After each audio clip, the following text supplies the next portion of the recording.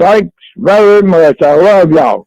Bye-bye. Yes, sir. Appreciate you. Appreciate you, Gamecock Larry. As always, the sentiments are appreciated. You warmed up as the call got along, got into some conspiracy theory, dropped some knowledge on us, so we appreciate it. My one takeaway, it's all Peyton Manning's fault. Got to get Peyton out of here. All right, when we come back on the other side, we'll go hit a break real quick. When we come back on the other side, we want to hear from Lamont Paris talking about keeping perspective from a loss. This is Preston Thorne, Tyler Head, Jen Jensen. This is the early game. Work. The home of the Gamecocks. 107.5 The Game in Columbia. 100.5 The Game in Florence. 100.3 The Game in Myrtle Beach. Also on the 107.5 The Game app and streaming live on The Game TV. Ever been on this date? You're a good-looking man. Thank you. Very pretty. Real soft, delicate features. They're real feminine. And thought, man, I'd rather be listening to the game right now. Welcome in to the afternoon show alongside Elijah Campbell. I'm Jay Phillips. Well, just go to iTunes or Google Play and download the Game app. Sure, you may no longer be with that person anymore, but you'll never be without the game again. Oh, it is a very, very busy weekend in the world of Gamecock sports. Got men's basketball wrapping up the regular season, baseball in action taking on Longwood, and the women up in Greenville at the SEC Women's Tournament. First action coming up today, taking on Texas A&M. Tip-off for that is at noon. Pregame coverage starting right here on the game at 11:30. But before that, going to be checking in with our guy Elijah Campbell at 7:45 this morning on the early game, and then at 10:15 on my show, The Extra Point, as he gives us insight into everything going on up there at the SEC Women's Tournament and the keys to victory for the Gamecocks coming up today and through the rest of the weekend, as we're hoping come Monday they are talking about another SEC Women's Tournament Championship for Dawn Staley and company. Again, Elijah Campbell coming up at 7:45 and 10:15, all sponsored by our friends at Cool Care Heating and Air.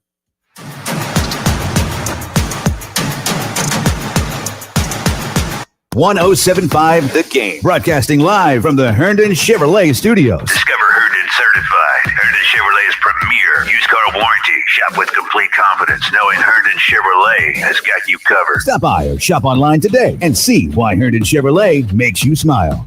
Text Insider with approved credit call 888-320-6359 for details. JT's Kia Mania started last week with your pick of over 800 Kias. JT is still loaded with new 2024 Kia Sorento Sportages and Tellurides. And JT is dealing, so make him an offer. He won't say no to nothing. 0% interest. How about 0 down payment and no payment for 6 months? JT also gives you back a $500 check with every new Kia you buy. Rush to Kia Mania, only at JT's Kia, Greystone, or Killian. JT's Kia Mania is back. Don't miss your bank shot with your HVAC or plumbing. Call the expert professionals at Cool Care Heating, Air, Plumbing, and Refrigeration to take an official review of your air conditioning, heating, and plumbing needs. Cool Care also offer duct sealing with AeroSeal, water heater installation and repair, whole home generators, gas log installation and repair, energy audits, indoor air quality inspections, HVAC and plumbing preventive maintenance plans, dryer vent cleaning, and more. Check them out at coolcarehvac.com. Honey, would you take a seat? I have a confession to make. What is it? What's wrong? Well, I was out driving today and I saw some hookers on the side of the road. A bunch of huge, professional, beautiful looking hookers. So I did what I was supposed to do. I slowed down and I moved over. You slowed down for the hookers? Well, yeah, it's the law. There was a whole fleet of Schroeder's towing trucks assisting with an accident. Wait, what did you think I was talking about? Schroeder's Towing reminds you to slow down and move over for all first responders. Schroeder's Towing, the best and fastest hookers in town. Hey guys, Jay Phillips here with Ben Cato, third generation owner of the Midland's best outdoor power equipment dealership, Cato's Power Equipment. Jay, we are incredibly proud to serve the great lawn cutters of the Midlands, but we're also happy to serve customers all over the Palmetto State. We have loyal customers from Greenville to Beaufort, Savannah to Darlington, all happy to travel for the mom and pop service Cato's Power Equipment offers. Ben, tell me more about what sets Cato's apart from the rest. Absolutely. First off, we only deal in the best brands. And that's not just our opinion. Toro, Gravely, Aaron's, and Steel all top the consumer ratings charts. Second, we love to help. Grass cutting, especially in our famously hot city, isn't always a fun task. I couldn't have been happier with Matt and Jeremy. They set me up with the perfect Toro mower for my yard. And I sleep great knowing that we'll keep that machine in tip-top shape for many years to come. So wherever you are, whatever your grass cutting needs might be, consider Cato's Power Equipment, family owned and operated since 1983. Come see us at 4012 West Beltline Boulevard or always online at catospowerequipment.com.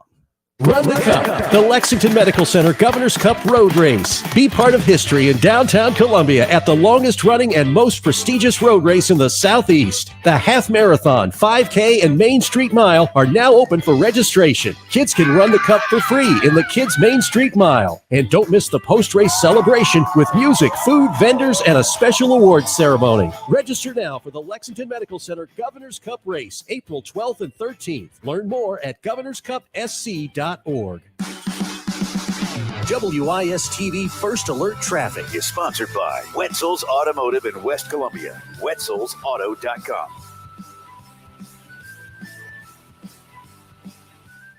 And a little bit of patchy dense fog out there this morning, so do want you to be a little bit careful.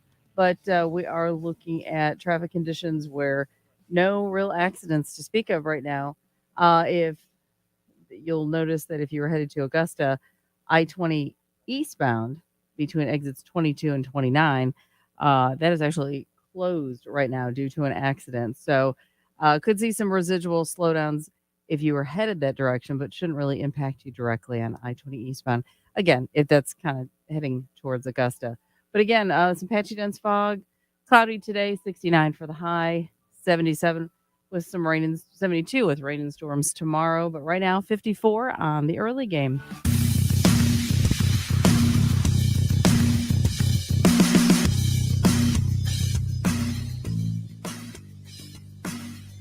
The early game with Bill Gunter, Preston Thorne, and Shen Jensen. Your home of the Gamecocks in Columbia. 107.5 The Game. Also heard on 100.3 The Game in Myrtle Beach and 100.5 The Game in Florence.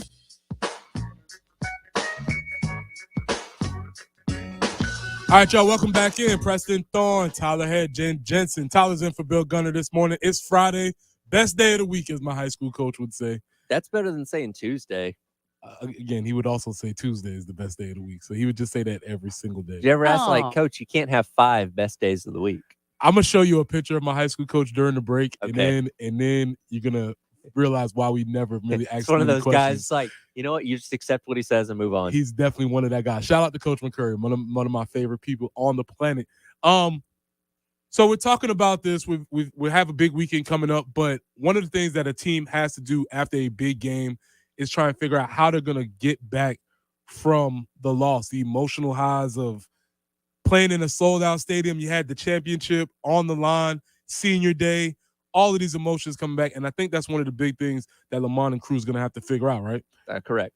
So we have this sound from, and it's a longer clip. It's about 2 minutes, but obviously, if you've listened to the show at all, I've been pretty much fanboy for the way Lamont speaks at press conferences. And I think it's worth hearing him at length. So, Jen, can we get this clip of Lamont talking about how his team is going to keep perspective after this type of loss? And this was after the game on Thursday. An evaluation from further away from it, from a mile away. And but these guys want to win. They care a lot. They care a lot about each other. They wanted to play really well for the seniors. Also, building is exactly what's happening here. That was my mission when I came here, was to build and not to sprinkle some sort of magic fairy dust over the top of this whole thing and make it instantly good. And then who knows what next year will look like. And it was to build. And I don't know if anyone talked about a lot of the analogies that I made last year had to do with building a house.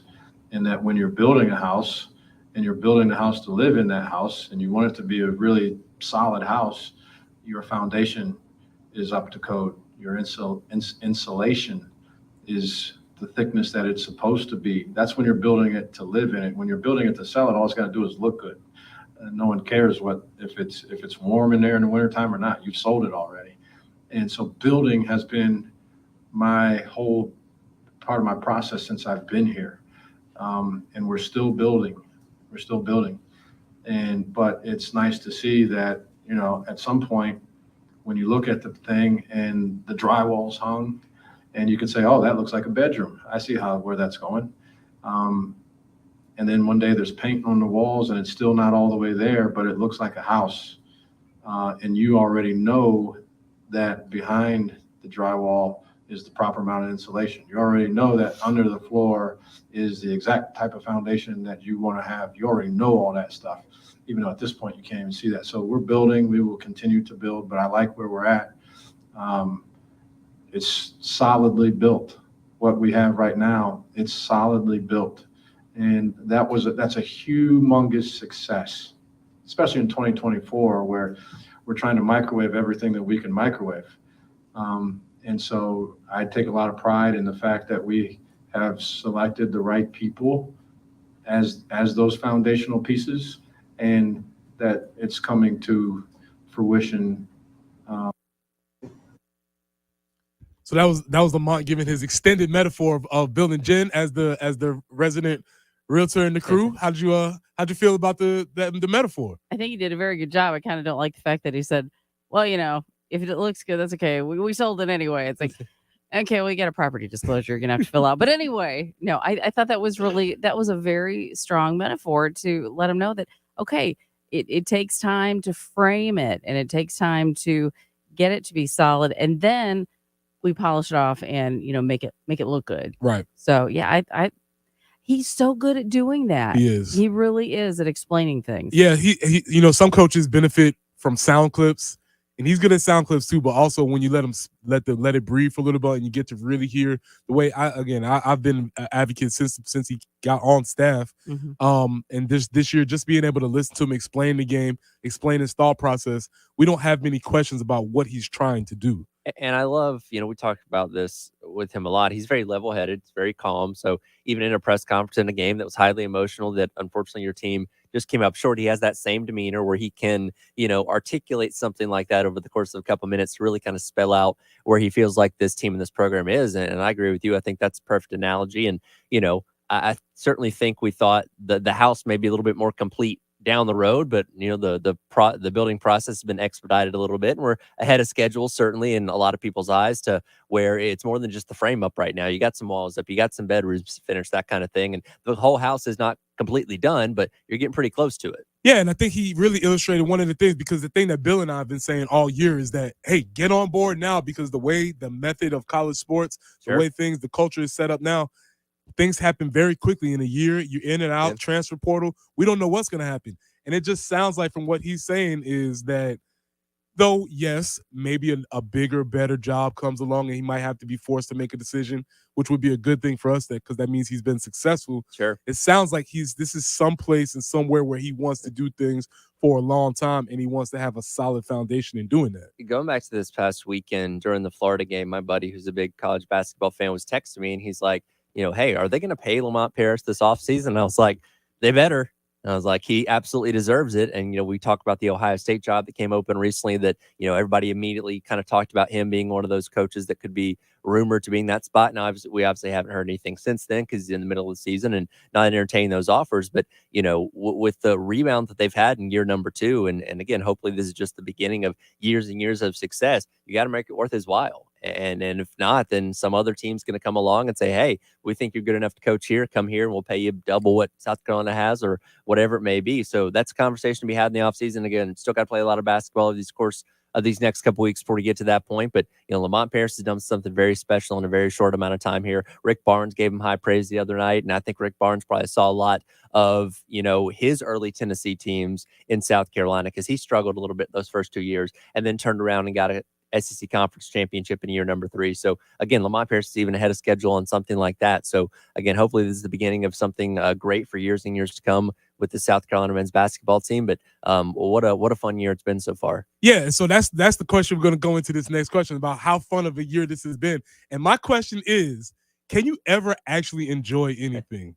When it's happening, after it's happened, before, can you ever actually enjoy something when or while it's happening? We're going to kind of have that discussion in our next break. Again, this is Preston Thorne, Tyler Head, Jen Jensen. It's the early game. We'll see you on the other side. The Game Network. The home of the Gamecocks. 107.5 The Game in Columbia. 100.5 The Game in Florence. 100.3 The Game in Myrtle Beach. Also on the 107.5 The Game app and streaming live on The Game TV. Powered by Integrated Media. The Game TV. Sponsored by Shepherd's Glass. A true reflection of quality. The Game TV.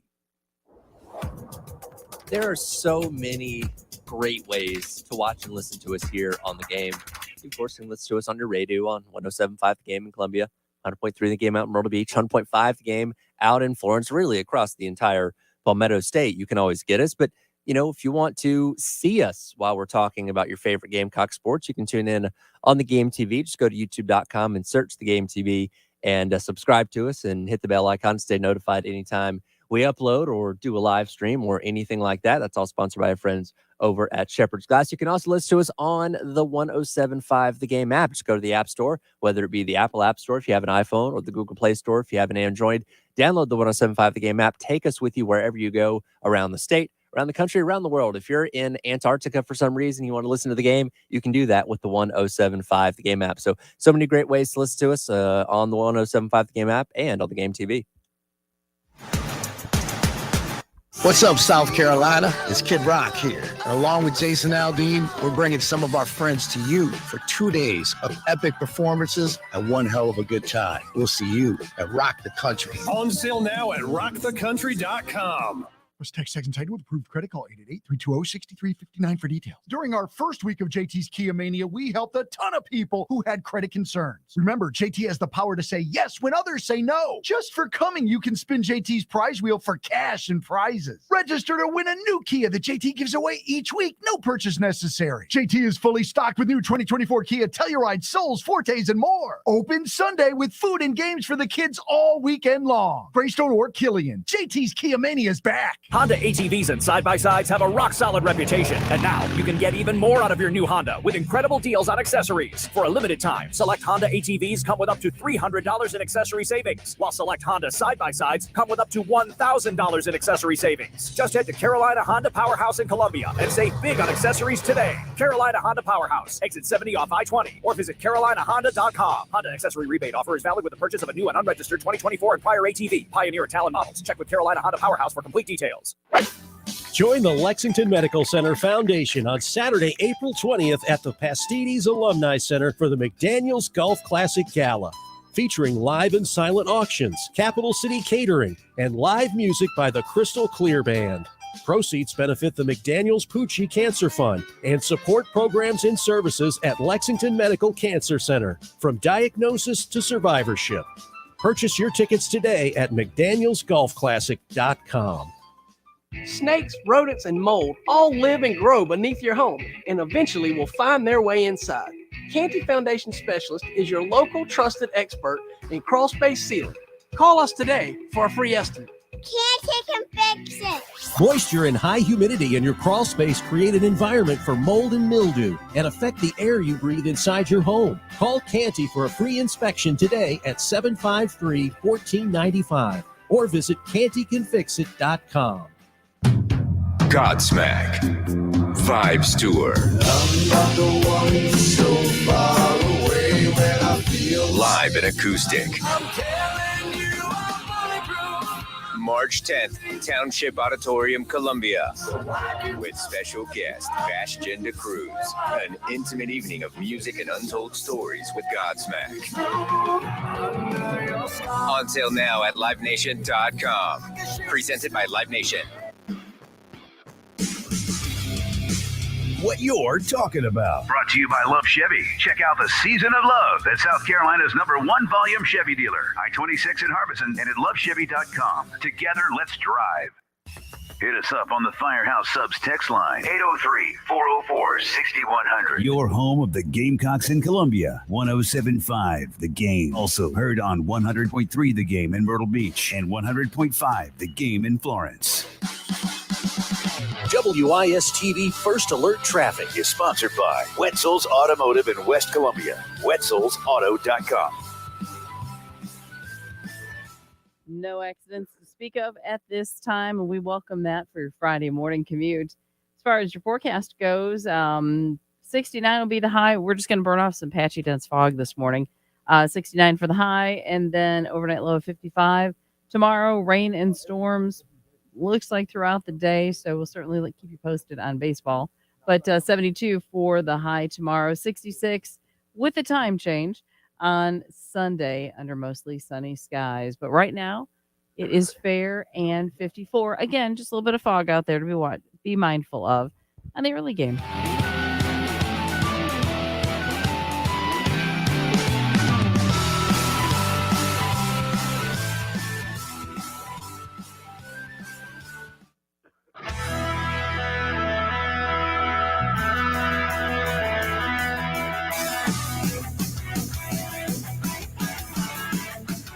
What you're talking about. Sponsored by Love Chevrolet. On your home of the Gamecocks in Columbia, 107.5 The Game. Also heard on 100.3 The Game in Myrtle Beach and 100.5 The Game in Florence.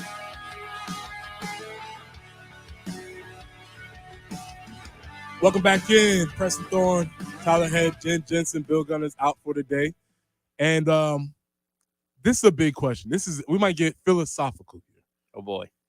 Because the Gamecock men's basketball are on the verge of possibly having a season for the ages. Sure. I mean, it's already been cool. It's been great. It's been awesome. But we're talking about literally having a record-breaking season by eclipsing the school's record for regular season wins, correct? Correct. We are almost there.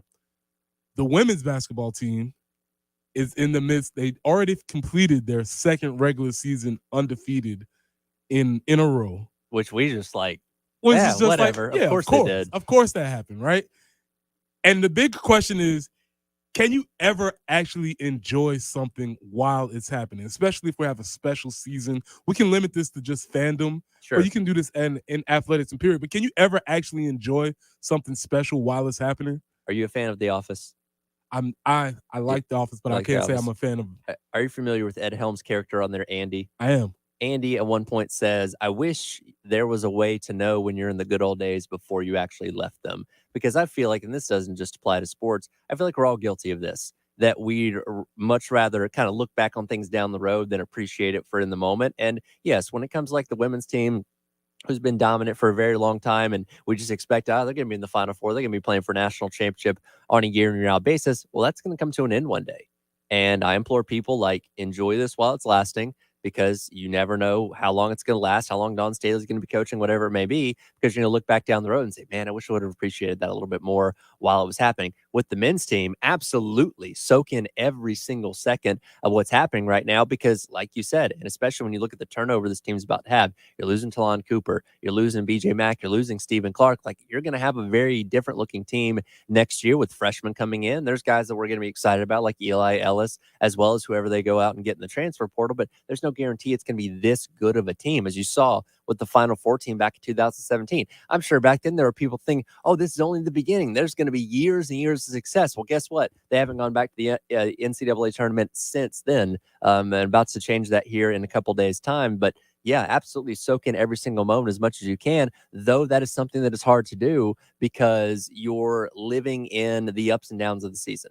And going back to the other night where you lose to Tennessee, it's like, man, terrible feeling. I can't believe that we lost and all that kind of stuff. But again, it doesn't change anything about this year. All your goals are still in front of you. You know, it's my favorite saying. All of our goals are still in front of us. And you can say that, but even during that time of the season, you know, think about, so if you was to talk to Gamecock football fans, and we can go back to the glory years when Spurrier was Sure. we were winning, you know, we had 5 in a row. 10-win seasons. We finished number 4 in the country. Yeah. Number 4. That is outrageous. And if you would have asked somebody at that time how outrageous, they would be like, oh, yeah, but you know, that Tennessee game. It's always the yeah, but. Yeah, it's like, oh, man, you know, but that Tennessee game, and it's just, and even at the time, I was guilty of it myself. Like, man, this is awesome. This is amazing. But what's going to happen next year? We're going to be, you know, and so you're either thinking about something that happened that year or something that happened the next year. And it's wondering, can you ever actually enjoy it? And football is a little bit different animal because, you know, when you have that first or second loss, it's like, okay, well, there goes the hopes. for the national championship, and then you're nitpicking like, man, if this one thing goes differently, then we're talking about a team playing for a BCS national championship or whatever. Maybe basketball's a little bit different because you can have multiple losses. You can go into the NCAA tournament as the dead last seed and still have a chance at winning the national championship. But yeah, I feel like, I feel like for the most part, people are trying their best to kind of encapsulate the moment a little bit because again, it came out of nowhere. I mean, I thought at best this team was going to be middle of the SEC, maybe around 7 or 8 range, which would have been a sizable improvement over last year, but completely taking me by surprise. And again, enjoying every second of it. I said this the other day that, I went to Georgia, so I grew up following Georgia basketball to some degree, and they never really gave me a whole lot to be excited about, minus winning the SEC tournament back in 2008. This is legitimately the most fun I've ever had following a basketball team in a season. So myself, I'm trying to enjoy every moment of it too. Yeah, and it's funny you said it because I text my guy Kev Roche, who's a huge basketball guy, NBA, college, Gamecock, all of that. And I just was like, man, it is really fun to have a good basketball team. And again, obviously, but it's different because the women are dominating. And so it's hard to have fun in the domination because it's all like, when's the shoe going to drop? All right, who's coming after us? You're defending the thing. Right. But on this side, we're on the chase. Right. And so the chase is a lot of fun to be on this side of the equation. And here's the thing. Would you love to see the men's team run the table and be in the Final Four to win the national championship a month from now? Absolutely. Is that the most realistic thing in the world? Probably not. But if you go and make a run, let's say you make it to the Sweet 16, then we'd be talking about this season for years and years. Come here, remember that Sweet 16 team back in 2024? Man, remember when they won this game and that game and all that kind of stuff? Like, this is already at the point of being a season that you're going to talk about for a long time. And if they pop off a win or two in the NCAA tournament, like, it's solidified itself as one of the greatest seasons that this program's ever seen. Yeah, and that's the whole big point. You never know that it's happening until it's already happened and it's too late. Right. And you're like, oh man, that was really cool. Yeah. I told everybody last year when we beat Clemson on the football field, I said, man, you better talk all the trash you can. Get all your Clemson fans, all your jokes, get them all, because you never know what's going to happen. And unfortunately, we lost this past year. And so now we're back on the road and we're going to these schools. And for like a year, oh man, we could walk into any school. We could walk up with our chest up. Any Clemson fans, we'd be like 31-30. What's up? Now, I'm going to have to be like, it doesn't have to quite the same sting. I'll say you got to take it both ways. You got to eat it when you lose, and you got to, enjoy it when you win. So yeah, now for the however many 100 more days until you play again, you got to hear about the 16-7 loss that you had in Williams-Brice Stadium. But hey, you go into Memorial Stadium and win again this season. Guess what? You got another 365 days to talk your trash. So as we get into this next week, because we're talking about another special season coming up, which is going to get weird. What makes it a special season? Is it the total? Is it the actual breaking of the record? Is that what makes it special? Is it coming from worst to first? Is that what makes it special? In your opinion, what do you think makes this particular season special?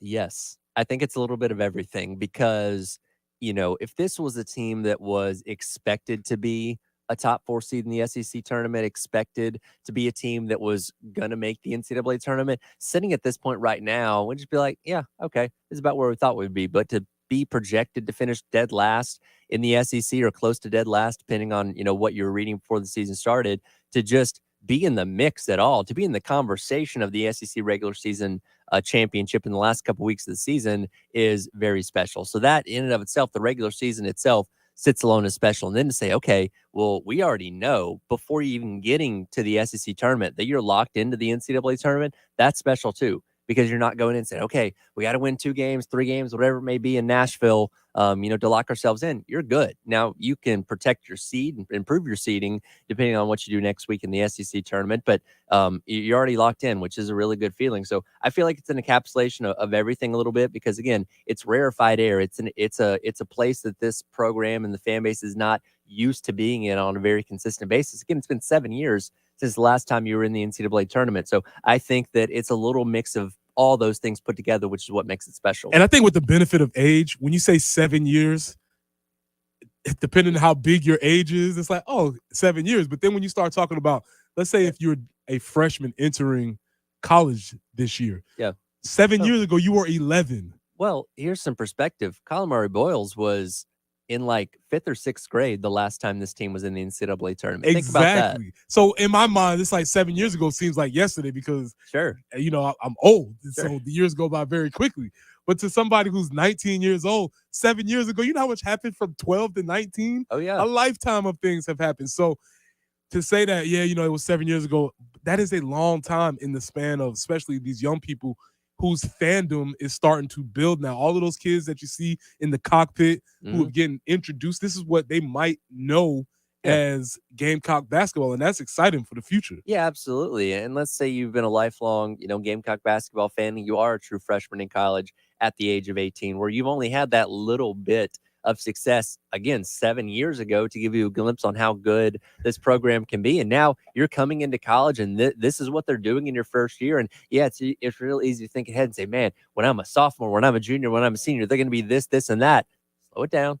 Take it easy. Enjoy this for what it is. If it ends in the first week of the NCAA tournament, then that's going to suck, but still say, hey, at least we got there. And if it goes all the way to the Final Four and you're sitting in Arizona watching this team play, I don't know, whoever in the Final Four, then enjoy it for what it is there too. Like, again, just take it for what it is each and every game and try to enjoy as much as possible. I was just thinking, if you were a freshman the last time, 7 years later, you lost your parents' insurance, you're a grizzled vet now, you got a job, you probably have all these responsibilities. Those are your good old days. I would say you'd be doing it like last time they were in there. I was on the meal plan and I didn't have to cook for myself, and I could go out with my buddies every single night. I didn't have to worry about a job or kids or whatever it may be. Like, it may be like a moment of self-reflection of like, man, life was a whole lot better 7 years ago. Things have definitely changed. All right, so my next story combines everything that we've talked about.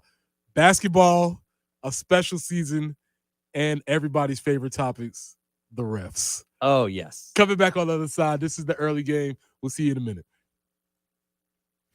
The Game Network. The home of the Gamecocks. 107.5 The Game in Columbia. 100.5 The Game in Florence. 100.3 The Game in Myrtle Beach. Also on the 107.5 The Game app and streaming live on The Game TV.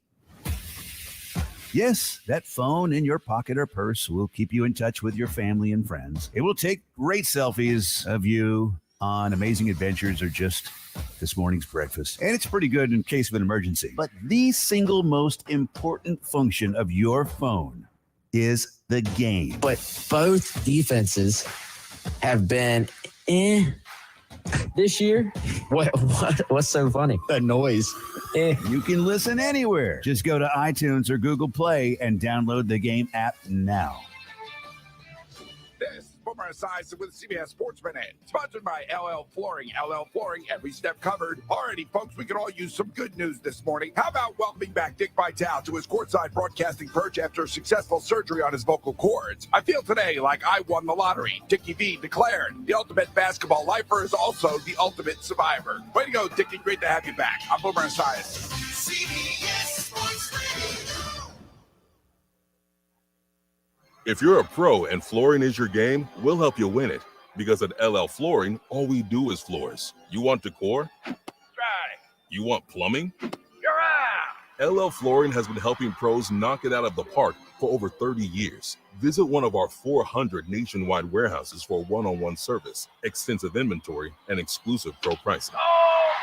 Get the pro treatment you deserve. Enroll today, online or in-store. LL Flooring, every step covered. Wendy's new breakfast 2 for $3 Biggie bundles let you create your own delicious combo. Choose from a sausage biscuit, egg and cheese biscuit, small seasoned potatoes, and a medium hot coffee. But it's obvious which combo's the best. Sausage biscuit and small seasoned potatoes. Well, maybe it's the fresh cracked egg and cheese biscuit with a medium hot coffee. Or 2 savory sausage biscuits. Whichever you pick, you can't go wrong. Choose wisely. Choose Wendy's new 2 for $3 Biggie bundles. Limited time only. U.S. price and participation may vary. Not valid in a combo. Single item at regular price. There's something remarkable about the University of South Carolina. It's in the labs, where researchers are discovering ways to make communities healthier and stronger. It's in the nation's best first-year student experience and top-ranked programs in nursing and health sciences. It's where more South Carolina students have access to higher education than ever before. Because when you stand for something bigger than yourself, you can create something that benefits us all. Behold, the remarkable we. sneezing, coughing, stuffy nose, runny nose, postnasal drip, interrupted sleeping. I was groggy at the end of the day. Allergies and sinus congestion were making Jana miserable. Then, a friend recommended Navage. Navage provides immediate drug-free congestion relief, flushing your nasal passages with refreshing saline and sucking out mucus, germs, and other airborne irritants. Navage helps you breathe easier, sleep better, and feel your best right away. Navage gave me instant relief. I didn't have to wait 30 minutes. I didn't have to wait an hour, 90 minutes. I didn't have to wait a minute. I ran the rinse and I felt better. Stop suffering from congestion and start breathing and feeling your best again with Navage. Navage. I've had people ask me how I find relief, and I tell them Navage immediately. This thing is amazing. Navage is available at Navage.com or at Walmart, Walgreens, CVS, and Rite Aid. Bill Gunner for Dr. Dan Balknight and the Men's Clinic. Getting older is never fun. You start experiencing some symptoms that you're not accustomed to. Maybe it's brain fog. Maybe it's low energy level. Maybe it's lack of drive and motivation. But at the Men's Clinic, Dr. Dan Balknight is ready to help you with an individualized treatment that will treat your needs. So give him a phone call today, 803-875-MENS. Again, that's 803-875-MENS, or visit him on the web for more information, mensclinicsc.com.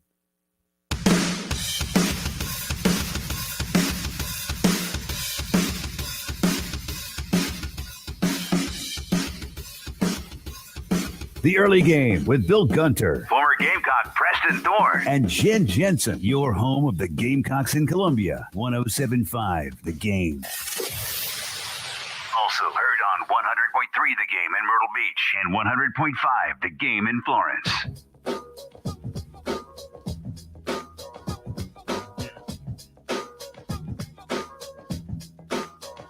Welcome back into the Early Game. We've been having a lot of discussion. B-ball heavy in the first hour or so, obviously talking about Lamont Paris trying to recover from that heartbreaking, devastating, I don't know how we want to describe that loss. We're trying to look for the proper word. It feels better the farther you get away from it. Yes, absolutely. It was definitely tough in the moment. We saw some of the emotions from Michi Johnson. You saw the picture of him being consoled by his teammates, which, by the way, obviously, whenever we start, I think we always have these conversations about college sports and the purity of the game is leaving and you can see that they still care. They do. I mean, these guys are brothers at the end of the day. Anybody that's been on a team together, especially one as close knit as this team seems to be, like you legitimately care for each other. And, you know, Michi, the reason he was emotional, and Talon Cooper mentioned after the game, he wanted to send those seniors out in their final game in the CLA properly. And again, it's one thing if you get blown up by 40 points, like, okay, well, it just wasn't our night and things weren't going our way. But when you're that close, that's where it's all the more heartbreaking, because, like, man, and Michi was 0 for 7 from 3 in that game, and he's probably thinking, man, if I make 2 of those shots, we're talking about a completely different game. Yeah, there's definitely something for playing for, especially for the guys that you on one level, you probably wouldn't say it to them face to face, but you admire the upperclassmen type of folks. And then on the other side, you see the emotion from Dalton Knecht talking about, put the ring on his finger and he's celebrating, and there was a blowback about somebody, a athlete, being very happy about winning a championship, and somehow, because we have a way to ruin everything, people online, and I don't even know who, I did see a significant amount, like, celebrating a regular season trophy couldn't be me. What are you talking about? Yeah, it's like, oh, you're not focused on the national championship. Who says he's not? He just accomplished a regular. This is a dude that was at Northern freaking Colorado a season ago. He was second team all Big Sky, like getting no hype from a national standpoint. He comes in and has proven to be maybe like a generational talent at an SEC school. He's earned himself potentially to be a first round pick in the NBA draft, and just won the freaking SEC regular season title. Let the man celebrate however he wants. Like, I don't understand the blowback on that. That was really, really strange. And I saw that, I was like, this is odd.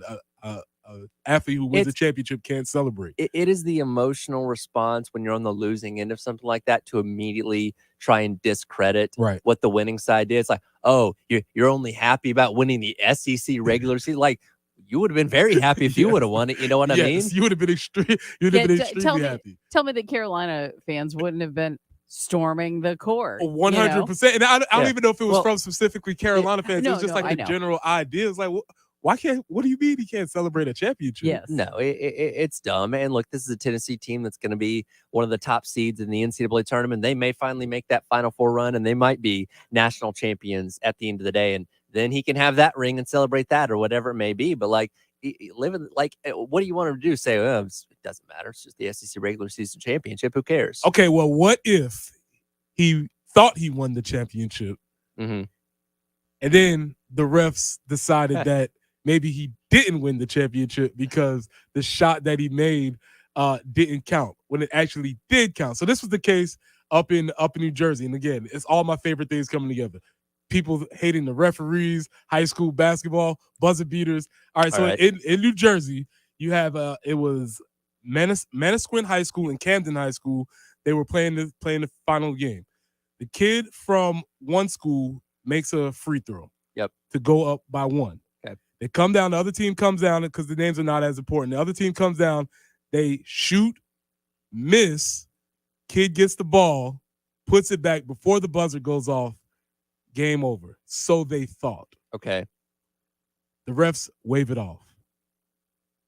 Now, I'm imagining there's no replay review in this high school. We're in a regular high school gym. Oh, boy. No replay, no review. The refs wave it off. So we have one side who was celebrating that they thought they won. Sure. They're excited, celebrating. The gym's going crazy. It's packed. The other side thought they lost. Refs wave it off. And then all of a sudden, everything switches. Oh, And now this side wins and this side loses. that's brutal. Brutal turn of events for those students. But that's not the end because we can't just let things be. We can't let people have a bad time. They're going to court. They went to court. And Who has the money to do this? well, great question. So Manasquin High School brought his fight before a judge on Thursday, arguing in Ocean County Superior Court that the championship game should be postponed until the final decision can be made on who the rightful winner is. The judge ruled, as he should, that the judge has no jurisdiction to hear this case. Yeah. At the end, it's trivial from a court perspective. And unless you have convincing video evidence that show, and shot clocks aren't usually made available on, high school scoreboards. So if you can get a video of the shot clock and the shot going up at the same time, then maybe you have a case. But again, So here's the thing. They have a case. they do. They I have a get compelling it. case. There's video evidence. But just because you have a case doesn't mean that you bring the case, in my opinion, because, again, yes, this is a high school basketball championship. It's big for the students' lives at this moment, but in the grand scheme of things, I don't know if we need – what's going to change now that you win this in court? I was going to say the celebration of winning the game in the courtroom is a little bit different than actually winning it on the You're court. gonna be like, and you're the winner. And they storm the courtroom. Exactly. Storm the Well, courtroom. it's like when, some of these schools around the country be like, oh, by the way, we're going to claim the 1962 national championship. It's like, no. That's not how this works. Exactly. They're gonna have to vacate the loss or vacate the win or whatever the case is. Yeah, it's a really interesting case. I think it was the case of maybe the adults, as usual, getting involved. It's a tough loss, a tough break for the high school kids. But as I always say, guess what, kid? Life is gonna bring you some tougher breaks. Well, clearly the state of New Jersey was paying the referees to make sure that team lost. There you go. Maybe they got the Manning clan and all that. All right. That's the first time. We'll be back in another minute. This is the early game. We'll see you on the other side.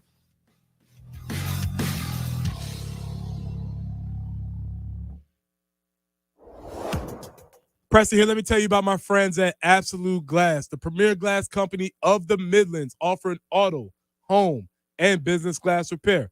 So if your glass is damaged, shattered, cracked, or broken, they can handle the job. If it's a cracked windshield, that's no problem. They'll come out to your location and give you a free quote for any job. That means they will come out to wherever you are, whether you're at school, whether you're at home, whether you're at work, wherever you are, they'll come out to your location, do the work, usually for free, and they'll work directly with your insurance company to take away the headache. Now, if you're looking to increase the value of your home with new windows or mirrors, Absolute Glass will come out and take care of that for you too. Windows, mirrors, shower enclosures. I say all the time, if you can see through it, Ray and Marianne at Absolute Glass can do it. So check them out online at absoluteglassinc.com. That's online at absoluteglassinc.com.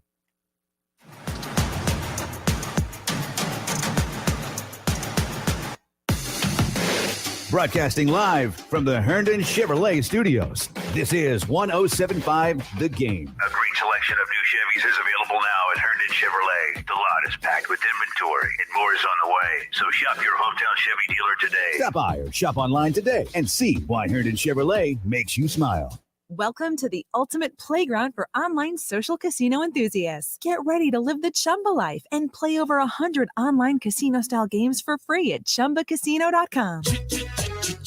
No purchase necessary. VGW Group. Void where prohibited by law. See terms and conditions. 18+. Plus text entitled with approved credit call 866-243-4623 for detail. We interrupt this broadcast with an important news alert. There's a slasher on the loose. JT's Chrysler Jeep Dodge Ram is slashing prices. New Rams were $12,000 off, slashed to $14,000 off. New Jeeps were $10,000 off, slashed to $12,000 off. This just in. New Chargers and Challengers slashed $10,000 off. Now here's the weather. Whether or not your credit is cloudy, JT sees sunny days ahead. Nobody fights harder to get you approved. JT's Chrysler Jeep Dodge Ram, Greystone Boulevard and 378 Lexington. Jeep Celebration event. The Carolina Cup races are Saturday, March 30th, presented by MUSC Health. The 89th running on the Springdale Racecourse, a pristine setting on green grass, beautiful pines under blue skies in Camden, South Carolina. Nothing rivals this great Southern tradition in steeplechase racing. The family fun event you do not want to miss. Incredible tailgating, shopping, food, and unique entertainment for everyone, including the True Vista Kids Zone. Get your tickets now at carolinacup.org. March 30th, rain or shine. Worry less about spring cleaning and call Zerust Carpet and Air Duct Cleaning.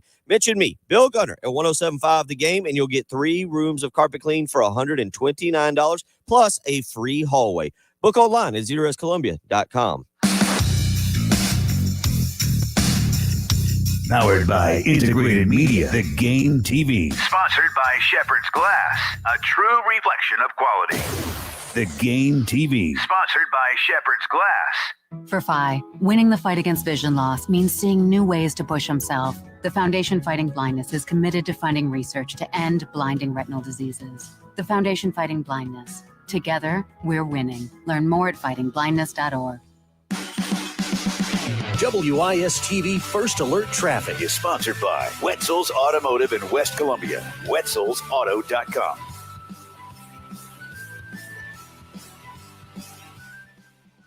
A little bit of patchy dense fog throughout the Midlands this morning to be mindful of.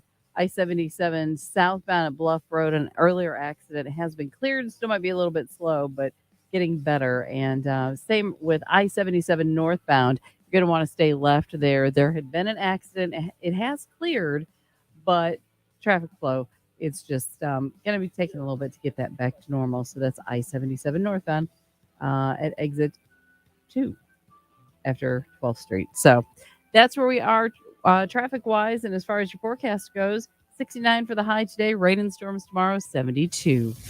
WNKT FM, Eastover, Columbia. Hey, this is Son Cooper from Gamecock Men's Basketball, and you're listening to 107.5 The Game. A Cumulus media station. The early game. Bill Gunter. Still working on that word that I was going for, trying to remember what exact word I was going for. Former Gamecock Preston Thorne. People don't like people that are non-people people. Jen Jensen. Still working on that word that I was going for, trying to remember what exact word I was going for. Your home of the Gamecocks in Columbia. 107.5 The Game. The theme of this show. I don't know what happened. Also heard on 100.3 The Game in Myrtle Beach and 100.5 The Game in Florence.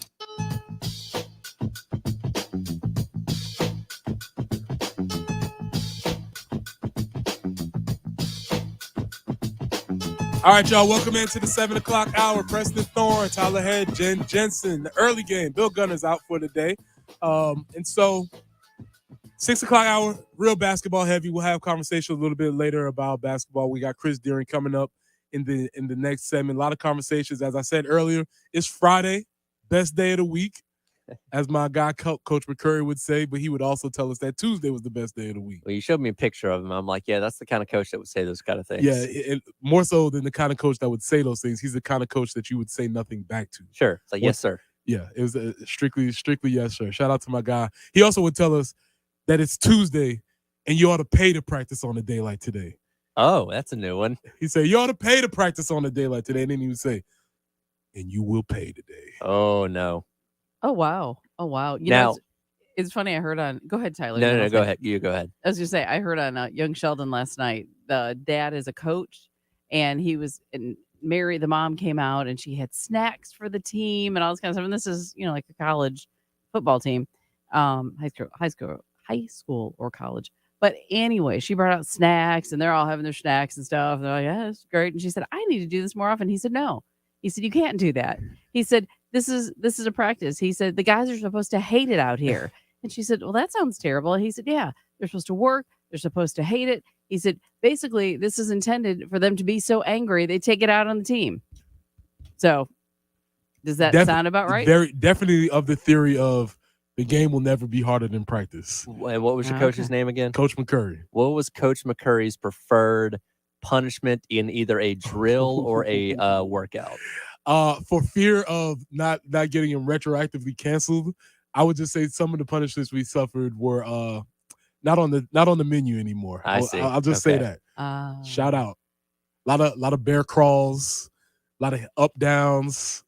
The good stuff, the old classics. Now, was there ever the one teammate's like, Coach, I'm tired, Coach. I don't feel good. I'm hurting, whatever. What was his response to that guy?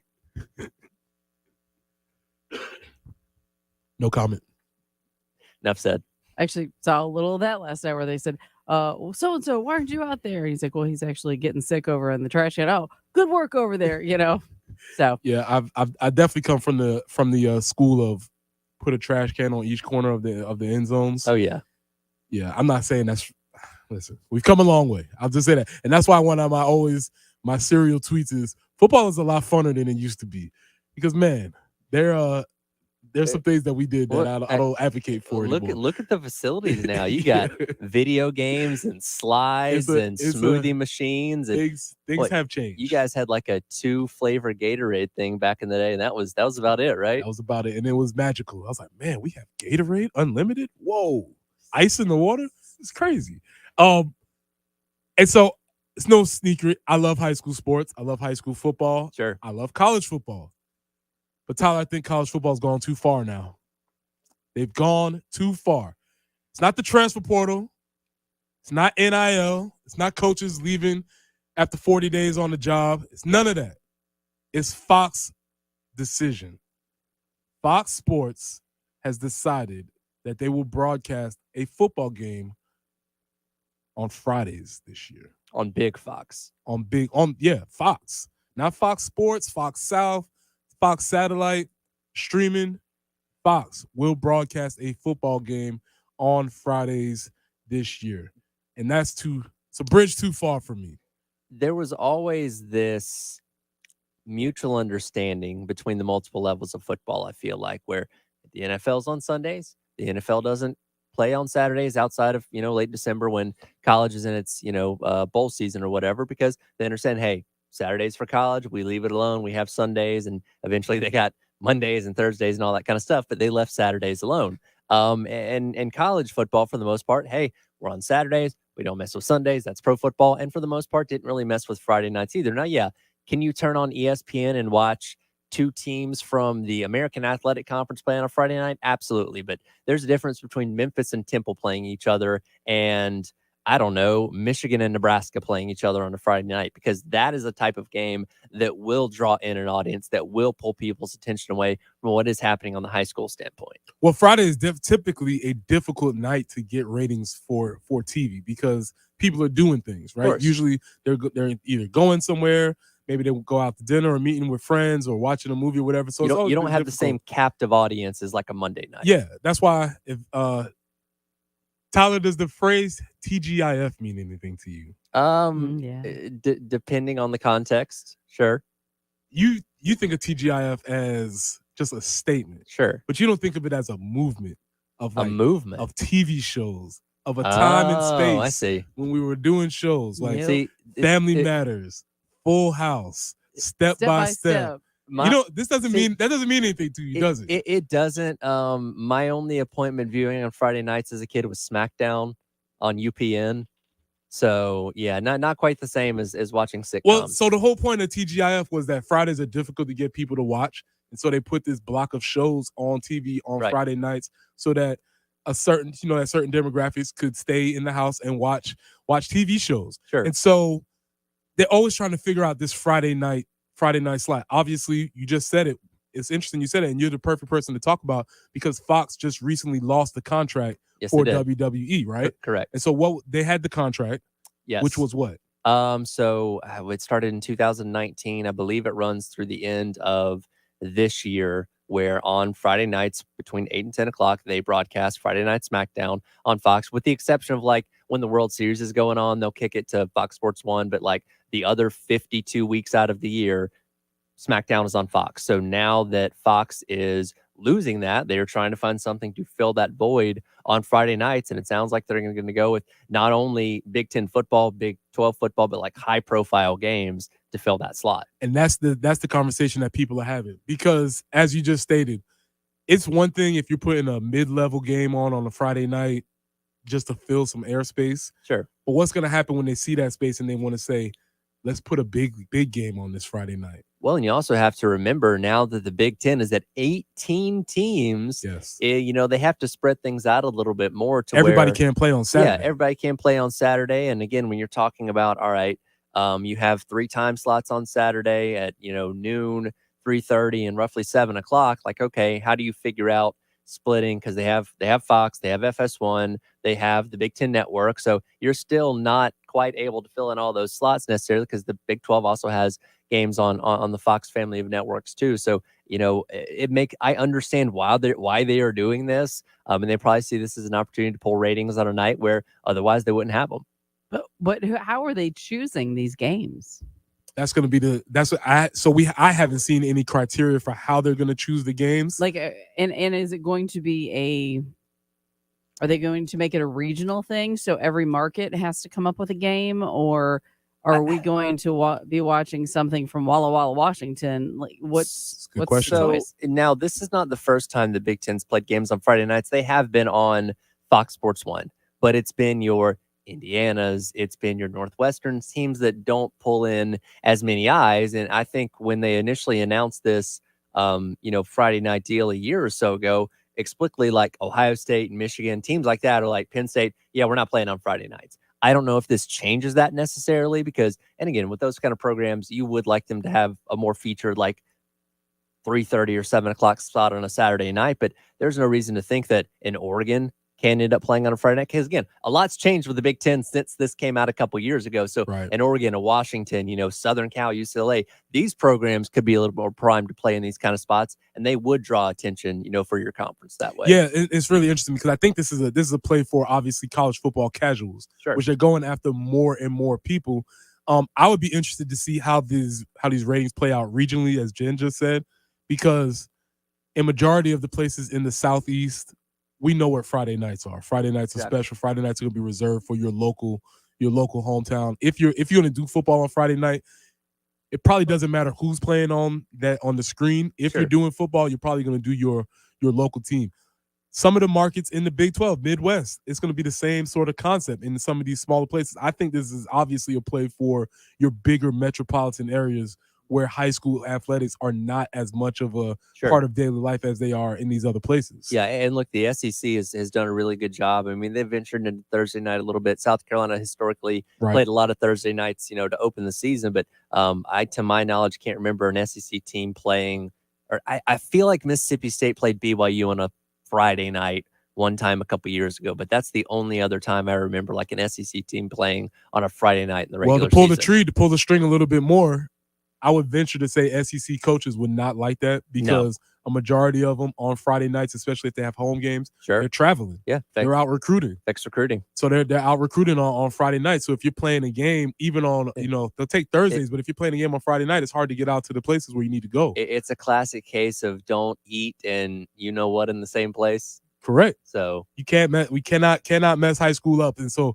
I was just interested. That's a bridge too far for them to actually go. I wonder how this is going to play out. My prediction is that it won't be as successful as they think it is. I don't think so. And I'm sure they'll build, they have Big Noon Saturday. They market everything around. I'm sure they'll have some kind of marketing campaign of, Big Ten Friday nights or something like that, and try created as must-see TV, but especially if you're not going to be able to pull the big brands of your conference like Ohio State, like Michigan, like Penn State, I think you have a ceiling on how successful this can be. And to that same point about recruiting, the Ohio State coaches on Friday nights, they're out recruiting. Sure. Michigan coaches, they're out recruiting.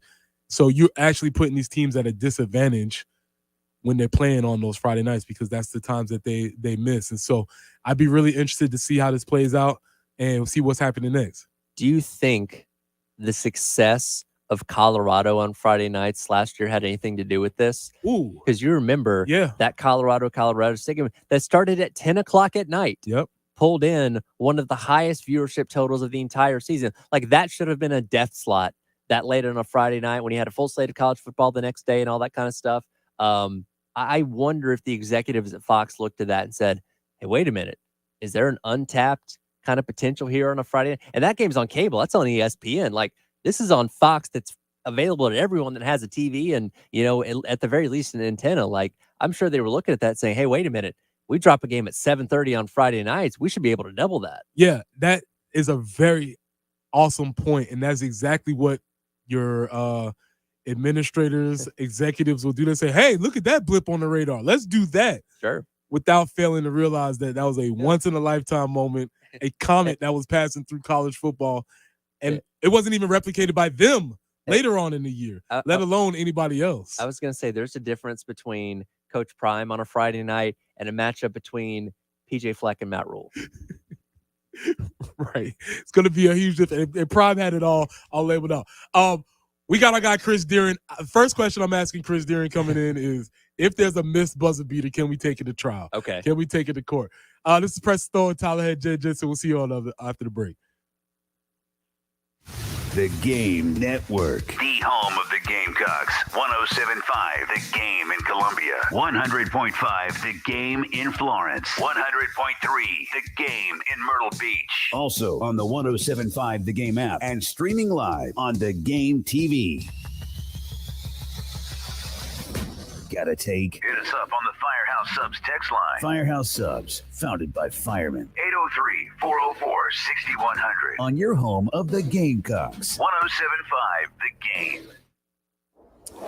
It is another full weekend of Gamecock baseball getting rolling later on this evening. First pitch coming up at 7 o'clock. Pregame coverage at 6:45 between the Gamecocks and the Longwood Lancers. 3 more games, 3 more opportunities for a Gamecock hitter to blast a grand slam and let one of you be the first recipient of the Palmetto Citizens Federal Credit Union Grand Slam giveaway. Just go online to 1075thegame.com each and every week. Make sure you register because $25 gets added to the pot each and every game. I believe Jen said we were up to $350 so far this season. Is that correct? That is correct. $350 up for grabs coming up with tonight's game between the Gamecocks and the Lancers of Longwood. And let's say if Cole Messina goes out there and blasts a grand slam, you could be the lucky recipient of that $350. Again, go online to 1075thegame.com each and every week to register for the Palmetto Citizens Federal Credit Union Grand Slam giveaway.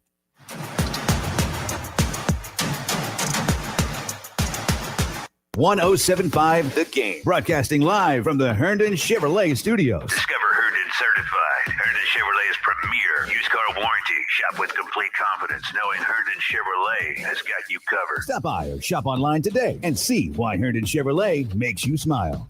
Text inside with proof credit. Call 888-320-6359 for details. JT is trying to sell 500 Kias during Kia Mania. We're only in week 2, so he's got a lot of Kias still to sell. JT will give you a $500 check with every new Kia you buy. And JT has food, fun, and games for the kids every weekend, including Sundays. New 2024 Kia Telluride, K5, Sorrentos, and more. Everyone gets to spin our prize wheel for cash and prizes. Plus, JT's giving away a new Kia each week. Just stop in and register. JT's Kia, Greystone or Killian. JT's Kia Mania is back.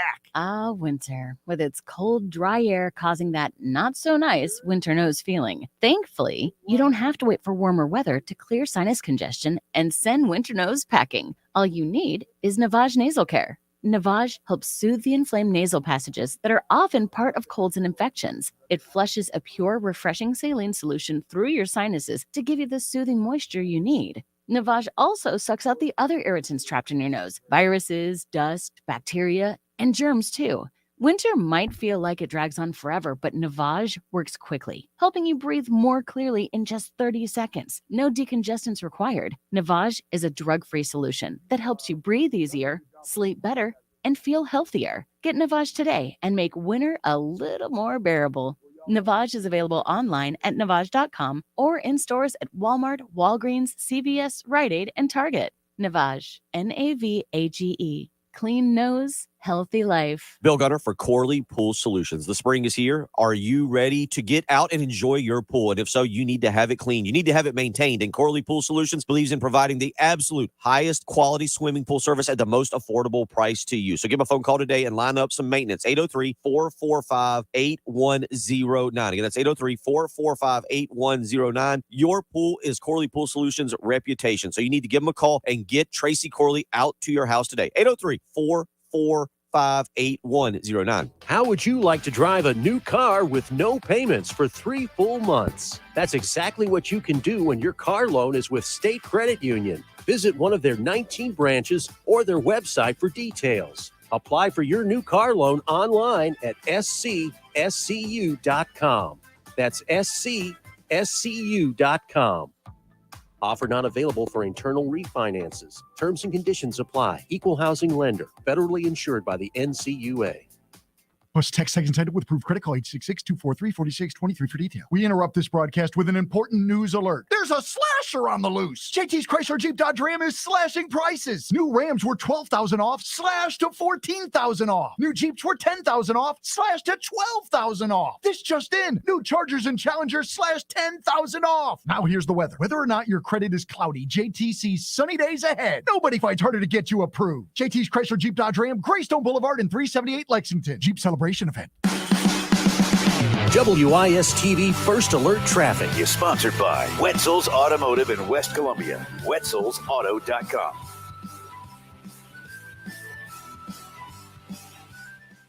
And as far as your morning commute is concerned, we're seeing I-77 northbound after exit 2, things getting back to normal from an earlier accident. So if it is a little bit slow, it should be getting better as that accident has cleared, but staying left probably will be helping you a little bit yet. A little bit of scattered fog out there, but that should be clearing off for some cloudy conditions today. 69 for the high, 72 tomorrow, but those chances of rain and storms pretty significant. We have the time change this weekend, and we get into a high of 66 under sunny skies on Sunday. Right now, though, it's overcast and 55 on the early game.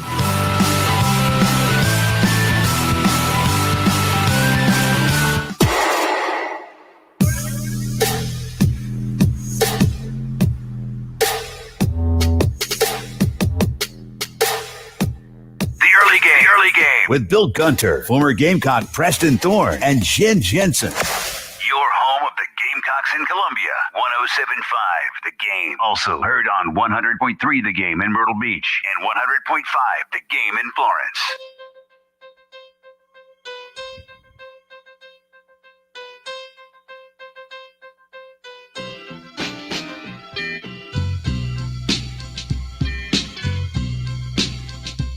Welcome back into the early game. Preston Thorne, Tyler Head, Jen Jensen. We are here. We're having a lot of discussion. B-ball heavy in the 6 o'clock hour. Talking about college football coming for Friday nights, and so nobody more appropriate to have to speak about this than our guy, Chris Deering. Chris, we're going to go rapid fire here. But before we get to that, is there any recourse in the state of South Carolina for taking a game to trial if a ref misses a call? I saw that on Twitter, exactly what you're talking about earlier this week. I don't think there is. We can think it in the history of South Carolina. I think the most memorable one that's a contested last-second shot was Somerville and Spartanburg in the state championship. I think that was, Preston, you might be able to tell me the exact year, but early 2000s. It was 09, I believe. 09. And that was the team Tyler would be familiar with. That was the AJ Green's team. Okay. Mm-hmm. Yeah, AJ Green was on that team. Yes, sir. And Spartanburg made a shot that they had thought that they'd made it from the opposite free throw line, almost a full court length of shot. Thought they had won a state championship. the refs waved it off, and Somerville ended up winning the state championship that year. That was highly contested. I was there. I couldn't tell you if the shot was off before the buzzer or not. That's how close it was. It was bang, bang. But, yeah, I don't think there's any recourse in South Carolina to take it to a judge. But I thought that was a sort of a bad call that I don't even know what state that was in, but, a team made a last-second shot well in front of the buzzer, I thought, and the refs waved it off, and they are eliminated from the playoffs. I don't know if that was a state championship game or not. I think it was the game before the state championship. Okay. In my opinion, if a team makes a 3/4 of the court shot to win, just give it to them. Just my thoughts. Well, that's sort of what I thought that night sitting on Fresh Row at that was old Carolina Coliseum. No, that was at the CLA, and I thought you make that shot, you got to give it to him, right? No, not in that instance, because Somerville had to win the state championship, Chris. Absolutely. You have a vested interest in this. Not you can't comment. Not biased at all. So really quickly, Chris, let's recap state championship weekend in basketball. What you got for us? Well, I was sitting here thinking this week, it was really a banner year for teams from just the Columbia area. 3 boys teams won state championships. Lexington won the 5A. Great Collegiate won the 2A. Ridgeview won the 4A. All, not really unexpected, I didn't think. Most of those teams were the favorite most of the year. So that was really a banner year. And then don't forget the Skeeza. Cardinal Newman won the Skeeza state championship. And then on the girls' side of things, you had Sumter 5A girls. They completed a perfect perfect season, I think, by winning the state championship. And then Camden, who we knew was the favorite all year long, in 3A won a state championship. And then again, don't leave out the Skeeza schools. You had Heathwood Hall also winning. So that's 7 state championships from this Midlands area right here, and that's pretty big. And there's only 12 that I was counting because outside of the 4A Skeeza, we don't really have a lot of teams in this area. So there are 12 state championships, and the Midlands teams won between the boys and girls, and the Midlands team won 7 of them. So just a really, a banner year for this area. That's the norm, I think. I think when you look at football, you got to look at the upstate teams. But when you talk basketball, I think you got to talk Midlands and how good the basketball is in this area. Well, that's fascinating because as I was following the season, going around looking at how strong Blythewood was, obviously Ridgeview, AC Flora, all of those teams, and they were almost round robin style beating each other during the season, which was sort of incredible to my eyes. Yeah, I mean, the regular season around here is really tough. Like I said, some of the teams you just mentioned, AC Flora, Lower Richland was really good. Keenan was really good. They played great in the semifinals. Keenan had a losing record and made it to the state semifinals. That just shows you the type of teams that are here in the Midlands and how competitive it is. And, a lot of that's got to go to the coaches as well. They do a great job in this area. They're all very invested, and I put this crowd up against anybody in the state, and anybody really in neighboring states. I think they're that good. So you mentioned in the dominance of the Midlands during basketball season. Obviously, we're going into spring sports, and we'll have a full spring sports preview with you next time that you come on. But really quickly, how does the baseball conversation look in the Midlands for this year? All right, you're looking at 5A. I mean, the rain last week sort of played havoc with some of the preseason tournaments, but most people got them all in. Lexington won the Nature Ken. They had a walk-off home run against River Bluff. I definitely think those 2 teams are going to be right there in the mix come the postseason. Staying in that same region, Chapin is going to be really good, I believe. Dutch Fork's not going to be bad. I know White Knolls could be improved. So that whole region, again, is really good. Looking at the 4A ranks, you got Airport. They're perennial power. They are, again, very good. And AC Flora also, a state title contender every year. They're sort of young this year, I can tell you that. Talked to some people about their team already. They're pretty young in a lot of places, but much like we talked about Tom Knotts and we talked about Zach Norris and through this year, don't count out Andy Hallett when it comes to the postseason. He just knows how to win in the postseason. 3A, Brooklyn Casey, they sort of got off to a slow start. Greer's really good. I think that's going to be, two really good teams. Gilbert, don't leave out Gilbert. They had a good preseason tournament. And then 2A, Great Collegiate, a state title contender. Again, Coach Assey over there, long-time coach in this area. He was coaching when I first started covering athletics back 30-plus years ago, and he's still hanging around, doing a great job at that Great Collegiate program. So a lot of good baseball here in the Midlands as well. I would be remiss if I didn't. I can obviously just talk about my hometown all day, but the Gamecocks have 2 commits down there in Somerville. Have you heard anything about what those guys are doing down there? Well, I will tell you, I watched the IP Classic pretty closely last week. That's where Somerville was playing. Berkeley was playing in that tournament as well. They ended up playing on the last day. Somerville beat Berkeley 3-2. And what ended up being like a time limit game. It was they only had an hour and a half to play. They played 5 innings. I think Berkeley just ran out of pitching there at the end. But PJ Merlando he might be one of the highest rated prospects ever come out of this state. I think Nick Schupo, former Lexington standout, is the highest rated. I think now I could be wrong on this, and I'm sure somebody will correct me if I am. He might be the highest rated draft pick in the Major League Draft coming out of high school. It might be Preston Wilson, but I think Schupo was a little bit higher than him. PJ Merlando could be the highest before it's all said and done. At the Home Run Derby down at the IP Classic, he put on a show. There's some bleachers beyond center field at that baseball field at Georgetown, and he hit several over the bleachers is what I'm told. So that's pretty impressive display. And then Carson Messina, he's throwing 95, 96, 97. He's going to be a draft pick. Probably not first rounder. I think PJ's definitely going to be a first rounder.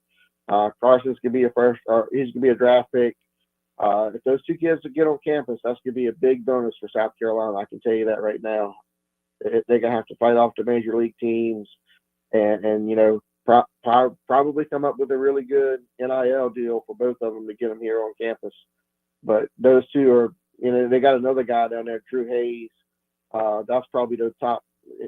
Those 3 bat at the top of the order for Somerville, and that might be the best 1-2-3 punch in the whole state.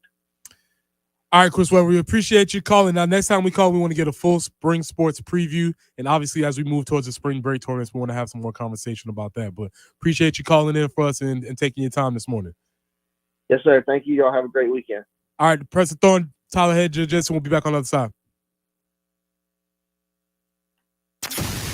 The Game Network. The home of the Gamecocks. 107.5 The Game in Columbia. 100.5 The Game in Florence. 100.3 The Game in Myrtle Beach. Also on the 107.5 The Game app and streaming live on The Game TV.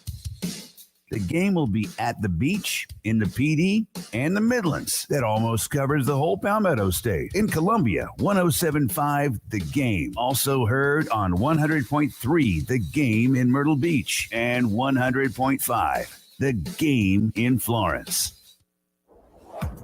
Coming up in a little over 10 minutes, we'll hear from our guy Elijah Campbell as he is out at the SEC Women's Tournament up the road in Greenville. We'll get his latest report and get his preview of today's matchup between the Gamecocks and the Aggies coming up 12 o'clock tip, 11:30 pregame starting right here on the Game. You can also keep up with him all weekend long as well on our social media at 1075 The Game. That's all sponsored by Atkins Law. He'll be joining me coming up at 10:15 this morning as well to give a further preview of everything going on out there at the SEC Women's Tournament. As again, we're hoping the Gamecocks can once again run the table and lay claim to another tournament championship before turning their attention to the NCAA tournament coming up here very, very soon as well. And him being up there is all sponsored by our friends over at Cool Care Heating and Air.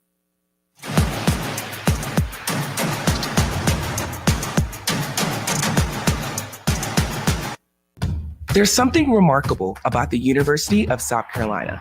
It's in the labs, where researchers are discovering ways to make communities healthier and stronger. It's in the nation's best first-year student experience and top-ranked programs in nursing and health sciences. It's where more South Carolina students have access to higher education than ever before. Because when you stand for something bigger than yourself, you can create something that benefits us all. Behold, the remarkable we.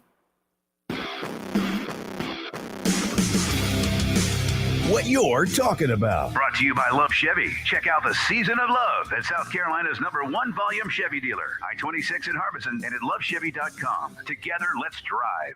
The 89th running of the Carolina Cup Races presented by MUSC Health. March 30th in Camden, South Carolina. It's where spring begins. Make your plans now to attend this great Southern tradition for the best tailgating, entertainment, fashion, and fun for kids and adults of all ages. Gates open at 9 a.m., rain or shine. Come see fantastic thoroughbreds, jump the fences, and race to victory. Get your tickets now and plan to party with family and friends all day. Visit carolinacup.org for tickets and details. Don't miss it. Saturday, March 30th. Pete L. Wine Pool and Spa has a full line of hot tubs from Sundance and Strong Spas, sure to fit your needs and budget. So come by today to explore the health benefits of hot water hydrotherapy for overall well-being. Delivery and startup is always free and the cover is included. The name is Ale Wine, 2 beverages, ale and wine. Pete L. Wine Pool and Spa. We're on Sunset Boulevard in Lexington. You'll find us on Facebook and online at Pete L. Wine.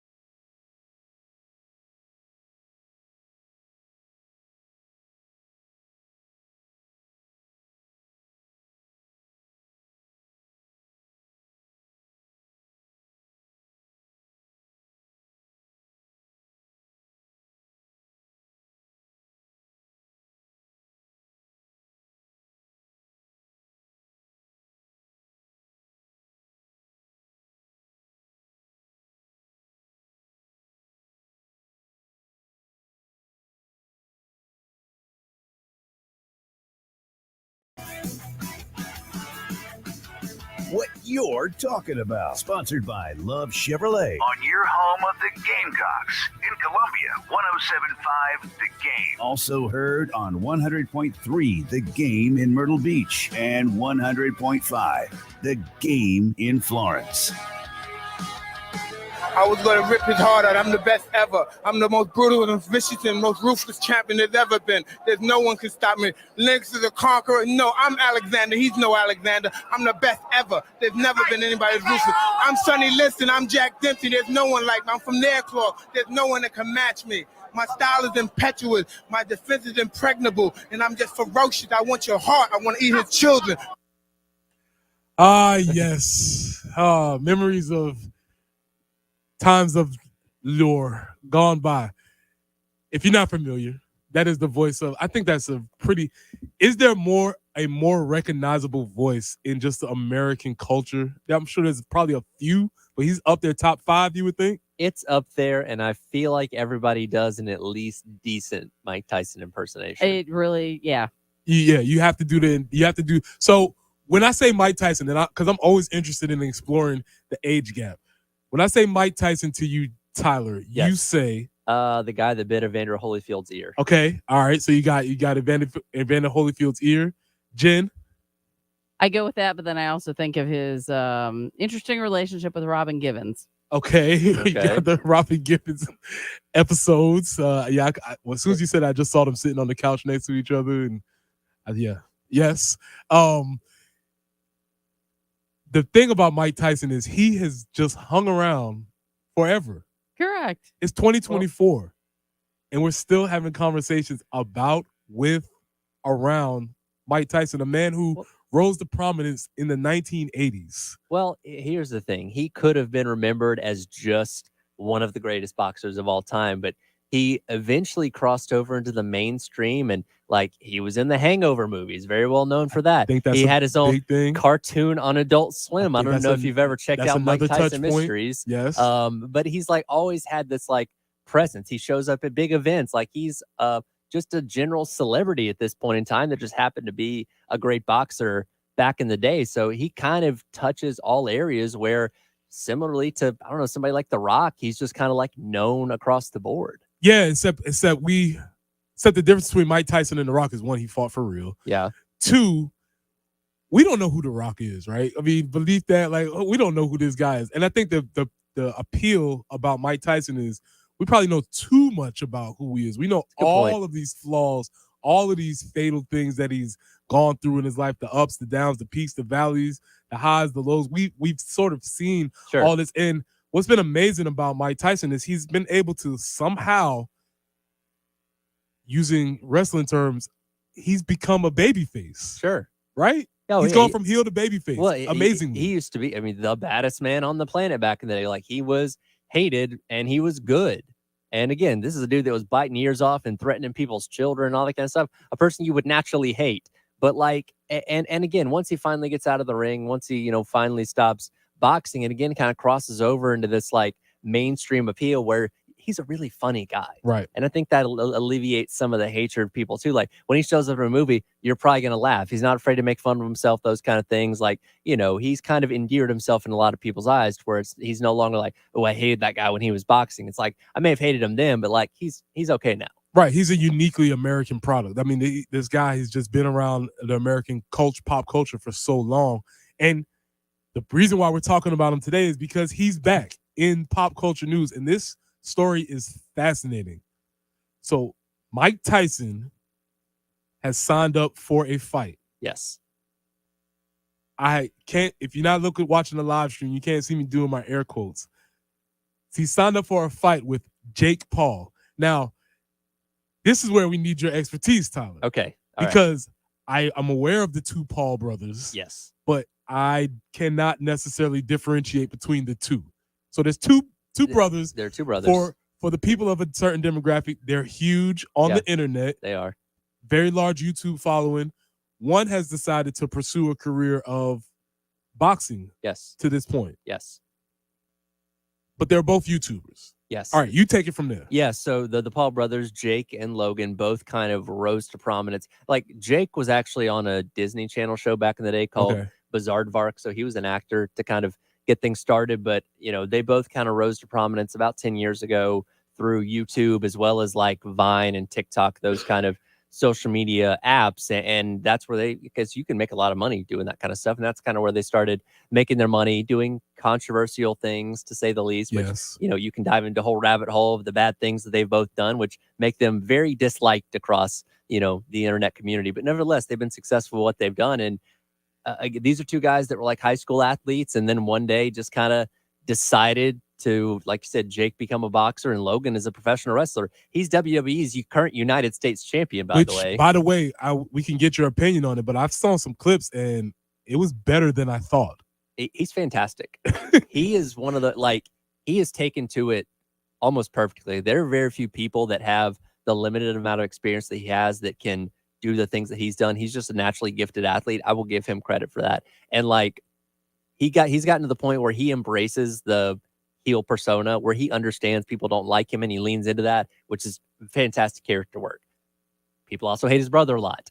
His brother, through 10 fights, has 6 wins so far, or 9 wins so far, and just 1 loss, 6 by knockout and 3 by decision. Now, the quality of his opponents have not been exactly the top of the top when it comes to boxing, but fighting Mike Tyson, that is interesting. And so what's really interesting about it is this is going to make a lot of money. Sure. It's going to be everywhere. But what's another thing that's interesting, this is going to be the first live broadcast on Netflix. That is the big thing for me, is and speaking of wrestling, WWE Raw is going to start airing on Netflix starting next year. Its first weekly live programming thing. I think we're just opening the door for the possibilities here, because for the longest time, Netflix, it's streaming service, movies, TV shows, all that kind of stuff, things that have already been made. Now they're venturing into live broadcasting. What does that mean for cable? What does that mean for ESPN, Fox, these other outlets, now that a streaming service like that is getting in on the game? Yeah, and again, I wouldn't expect a lot of the people that are listening to this show,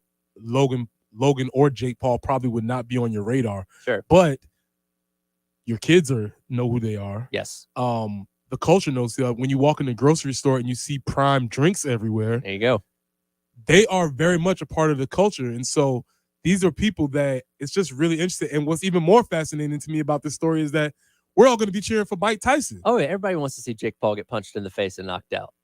And that is amazing. If you think about Mike Tyson, 89, and now all of America's like, we want to cheer for that guy. That is outrageous that could actually happen in America. As Don King would say, only in America could this story even be possible. Well, it's funny. If you've ever seen recent clips of Mike Tyson when he still gets some jabs in or does that footwork, I mean, he's still got those mechanisms inside of his head that, he was the best fighter on the planet for a while there. He hasn't forgotten everything. Yeah, here's the deal.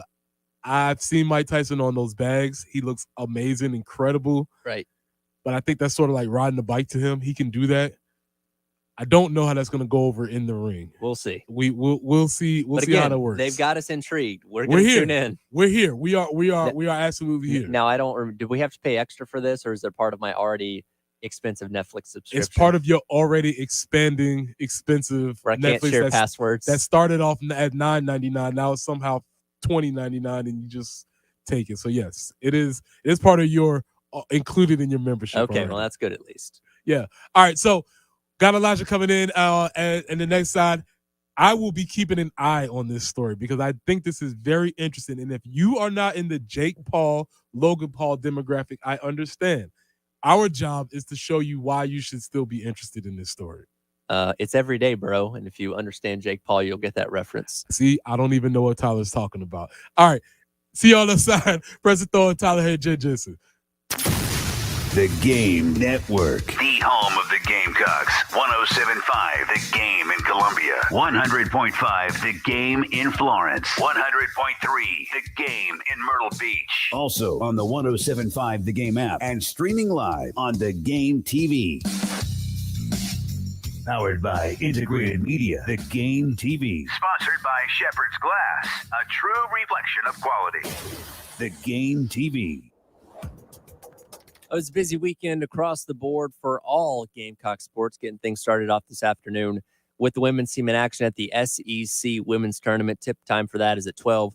pregame coverage starting right here at 11:30 on the game. Baseball in action all 3 days this weekend. Do have some weather that's going to be a little bit of a concern coming up tomorrow. So hopefully get all these games in. Tonight's game starting at 7 o'clock with a 6:45 pregame right here on the game. Tomorrow's game, keep this in mind, it's going to be on our sister station, ESPN 1320 WISW. So that will start at 3:45 for a 4 o'clock first pitch. And then coming up on Sunday, they are going to be in action for a 2:30 start, and that will be a 1:30 start, and that'll be on this station right here, 107.5 The Game as well. So a lot of jumping around, but keep tuned right here on the game for all your baseball this upcoming weekend. This is Boomer Esiason with CBS Sports Minute. It was minus 9 degrees Fahrenheit with wind chills up 28 below in the fourth quarter of the Dolphins-Chiefs wildcard playoff game at Arrowhead last January 13. Remember how Andy Reid's mustache froze over and Patrick Mahomes' helmet literally shattered upon impact. Now dozens of fans who were hospitalized due to frostbite have been advised to undergo amputations. This is an unfortunate situation where fans have got to understand exactly what they're dealing with. I'm Boomer Esiason. CBS Sports Radio. Wendy's new breakfast 2 for $3 Biggie Bundles let you create your own delicious combo. Choose from a sausage biscuit, egg and cheese biscuit, small seasoned potatoes, and a medium hot coffee. But it's obvious which combo's the best. Sausage biscuit and small seasoned potatoes. Well, maybe it's the fresh cracked egg and cheese biscuit with a medium hot coffee. Or 2 savory sausage biscuits. Whichever you pick, you can't go wrong. Choose wisely. Choose Wendy's new 2 for $3 Biggie Bundles. Limited time only. U.S. price and participation may vary. Not valid in a combo. Single item at regular price. Savings. Now that's speaking the Lowe's language. And with My Lowe's Rewards, your savings just keep coming. Save money with member-only offers and earn points when you shop. More points equal more rewards just for you. Because Lowe's knows you earned it, literally. Learn more about our new loyalty program at lowes.com/MyLowe'sRewards. Program subject to terms and conditions. Points are awarded on eligible purchases. See lowes.com/terms for full details. Subject to change. The Carolina Cup races are Saturday, March 30th, presented by MUSC Health. The 89th running on the Springdale Racecourse, a pristine setting on green grass, beautiful pines under blue skies in Camden, South Carolina. Nothing rivals this great Southern tradition in steeplechase racing. The family fun event you do not want to miss. Incredible tailgating, shopping, food, and unique entertainment for everyone, including the True Vista Kids Zone. Get your tickets now at carolinacup.org. March 30th, rain or shine. There's something remarkable about the University of South Carolina. It's in the labs, where researchers are discovering ways to make communities healthier and stronger. It's in the nation's best first-year student experience and top-ranked programs in nursing and health sciences. It's where more South Carolina students have access to higher education than ever before. Because when you stand for something bigger than yourself, you can create something that benefits us all. Behold, the remarkable we.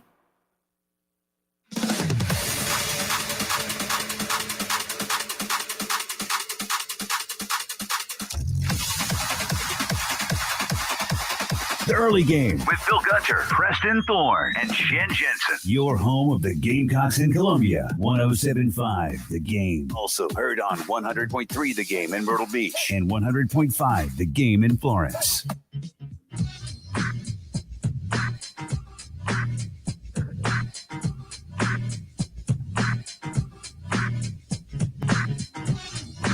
Welcome back in to the early game. It's Preston Thorne. Tyler Head is in for Bill Gunner. Jen Johnson behind the board as usual. Now, we're going to go out to our guy, Elijah. He's up at the women's tournament in Greenville. Yesterday when we left him, he was sneaking around, going incognito. Nobody knew he was in there.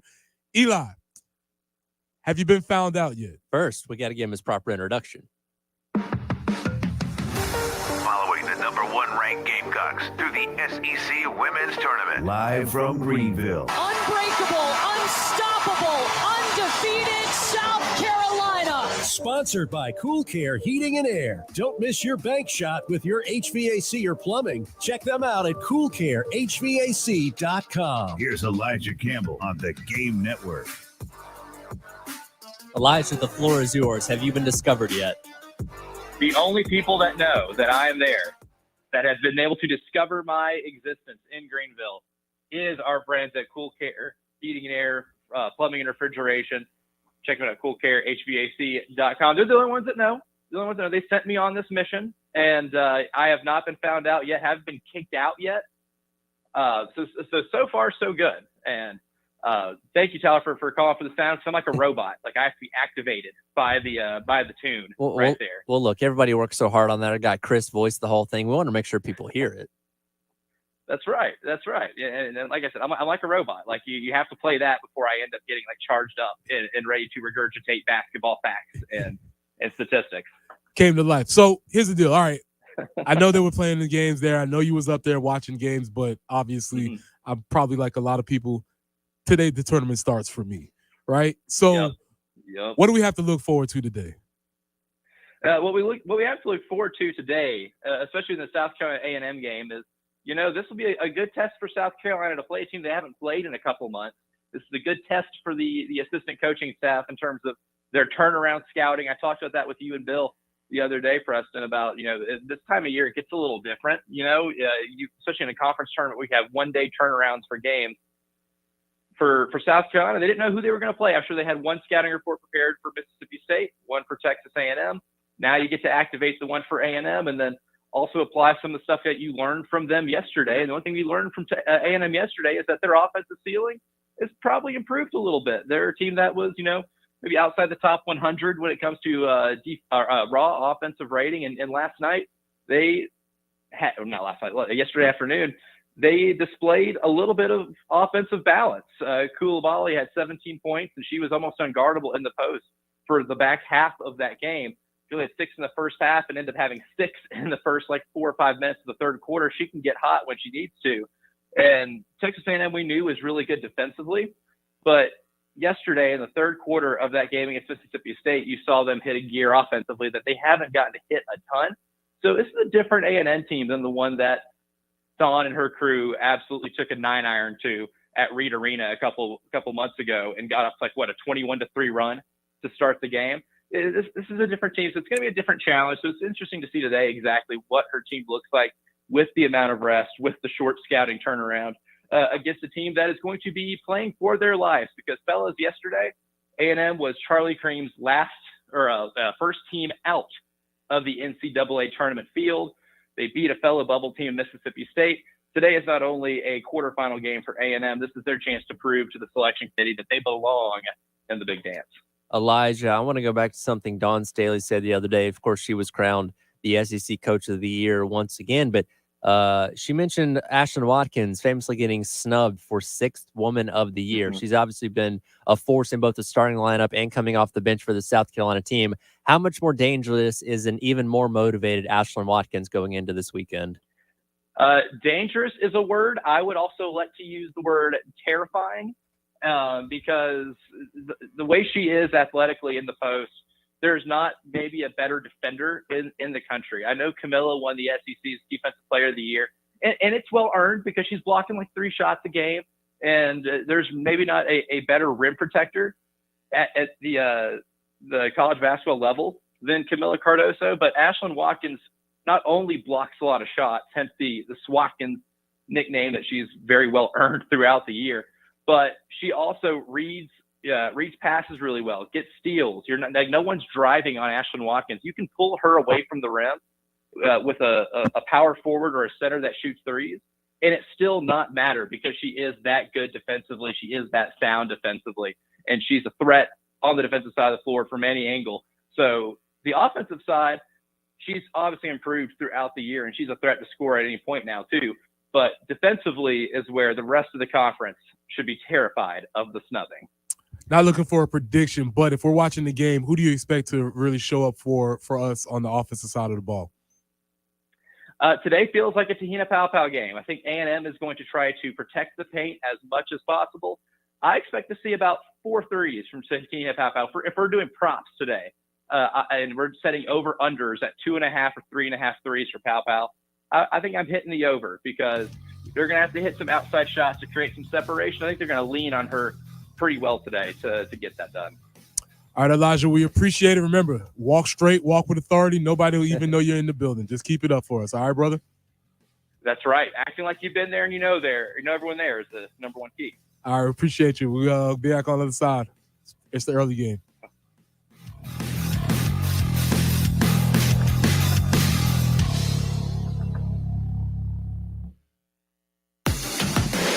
Broadcasting live from the Herndon Chevrolet Studios. This is 107.5 The Game. A great selection of new Chevys is available now at Herndon Chevrolet. The lot is packed with inventory and more is on the way. So shop your hometown Chevy dealer today. Stop by or shop online today and see why Herndon Chevrolet makes you smile.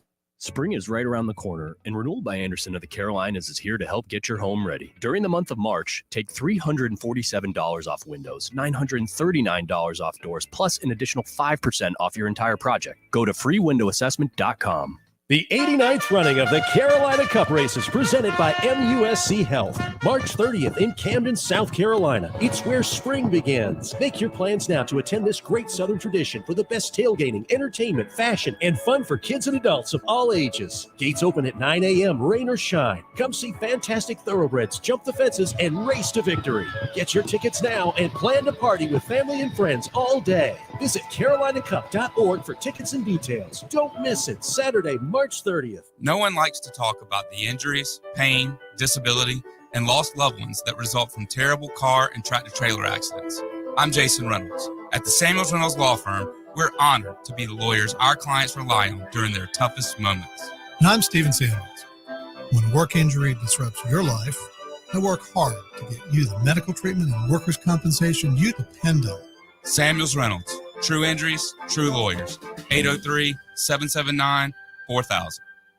Life matters. Have you ever felt pooped? I don't hear that phrase much anymore, but growing up in the South, when someone was exhausted or just worn out, they would say they were pooped. The phrase came about from Englishmen headed for the New World. They found that the most damage done to the ship occurred when violent waves crashed against the stern or rear of the boat. The stern was also known as the poop of the vessel. Any ship after a long bout with heavy waves was said to be pooped, and weary sailors said they felt pooped as their vessel looked. It's easy to feel pooped these days. Jobs, families, and just life itself can wear us out. Jesus understood, so he gave a wonderful invitation. Come to me if you are weary and worn down, and I will give you rest. This is Pastor Stephen Chitty. Why don't you visit us on the web at ChristianLifeColumbia.com to find out more about how Jesus helps us when life has worn us out. The folks at Christian Life care. Remember, life matters, and so do you.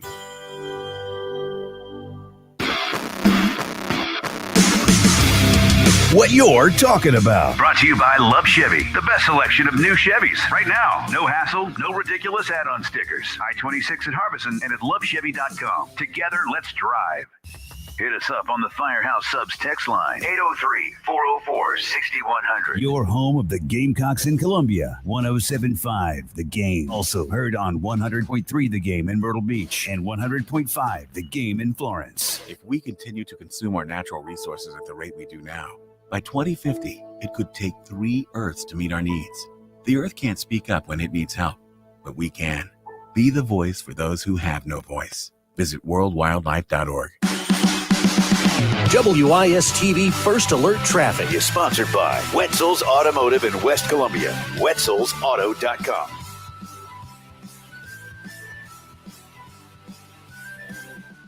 Highway 1 near Pisgah Church Road. We have a report of an accident there. And Piney Grove Road near Broad River Road, also an accident. The cloudy skies today, a high of 89. For tomorrow, we are looking for a chance for rain and storms. Potentially could be clearing out in time for the game. Not quite so sure if that's going to happen. So obviously, all eyes will be on the forecast for tomorrow. But we'll keep our fingers crossed for sure. But then we are looking for a clearing skies, and things should clear out for Sunday, and that will be nice as we enjoy our spring forward. Sunday, 66. WNKT FM, Eastover, Columbia. This is Josh Simon, your South Carolina Gamecocks tight end. You are now listening to 107.5 The Game. A Cumulus media station. The early game. So I'm curious as far as the game is concerned now, because you kind of got warmed up yesterday and asking a question of the coaches. Are you going to have that sideline pass so that you're really going to be the roving reporter during the game? No. I'm maxed out, done for the year. With Bill Gunter, Jen Jensen, former Gamecock Preston Thorne. Because I had to kind of pay attention. That Oh, was your right there. fault. You didn't Right there. identify yourself. He's toast. Your home of the Gamecocks in Columbia. 107.5 The Game. The theme of this show. I don't know what happened. Also heard on 100.3 The Game in Myrtle Beach and 100.5 The Game in Florence.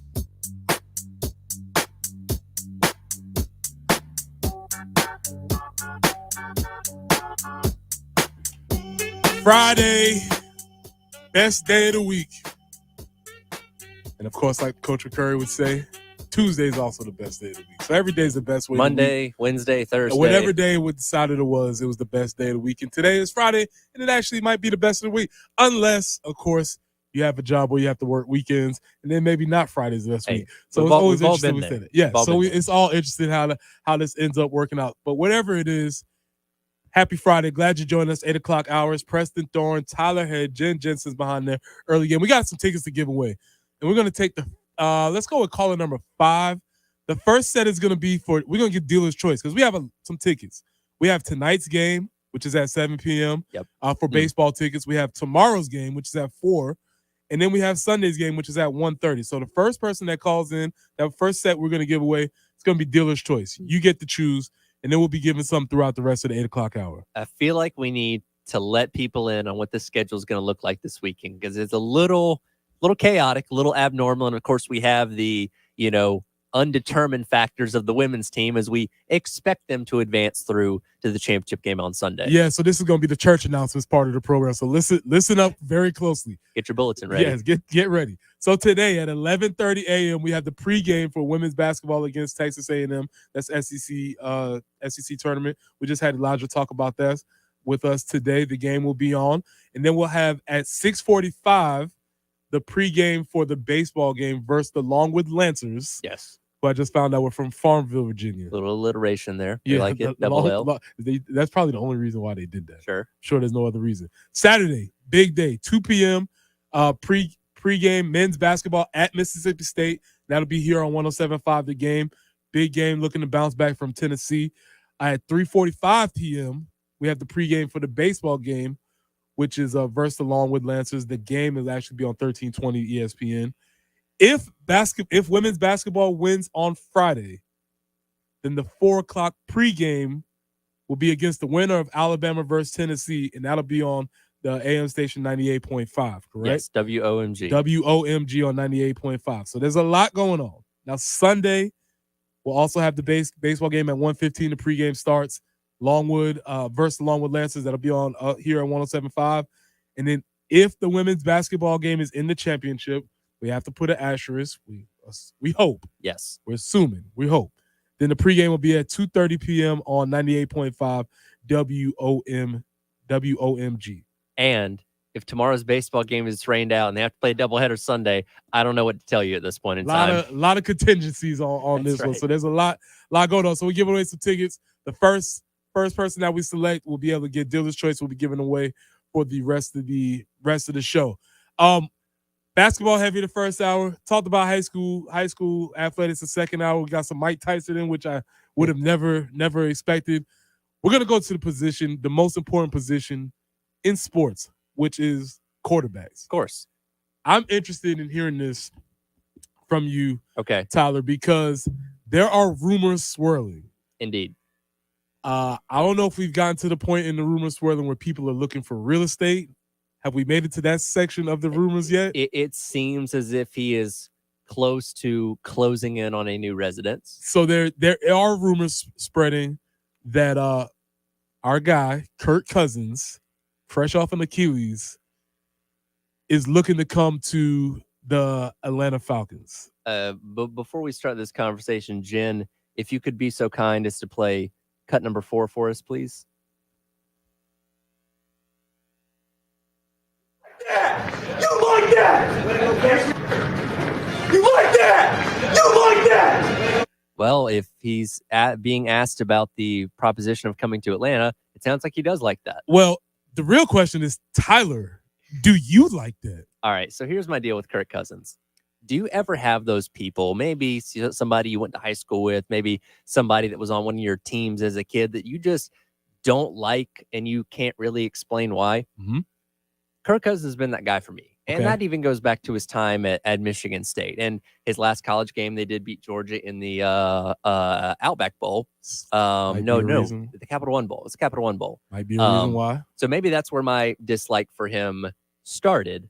But there's just something about him that's always rubbed me the wrong way. Funny enough, the last Falcons game I went to was when he was quarterbacking Washington, and he threw a pick six in overtime to help the Falcons win that game. Par for the course. Par for the course, pretty much. And again, that was the last time I ever saw him play in person. And look, he's been solid. His numbers are good. He's never been like, oh my God, this is an MVP caliber quarterback. But he's also never been like, God, this guy's awful. Why is he starting quarterback in the NFL? He's been good to consistent for most of his career, and that's perfectly fine.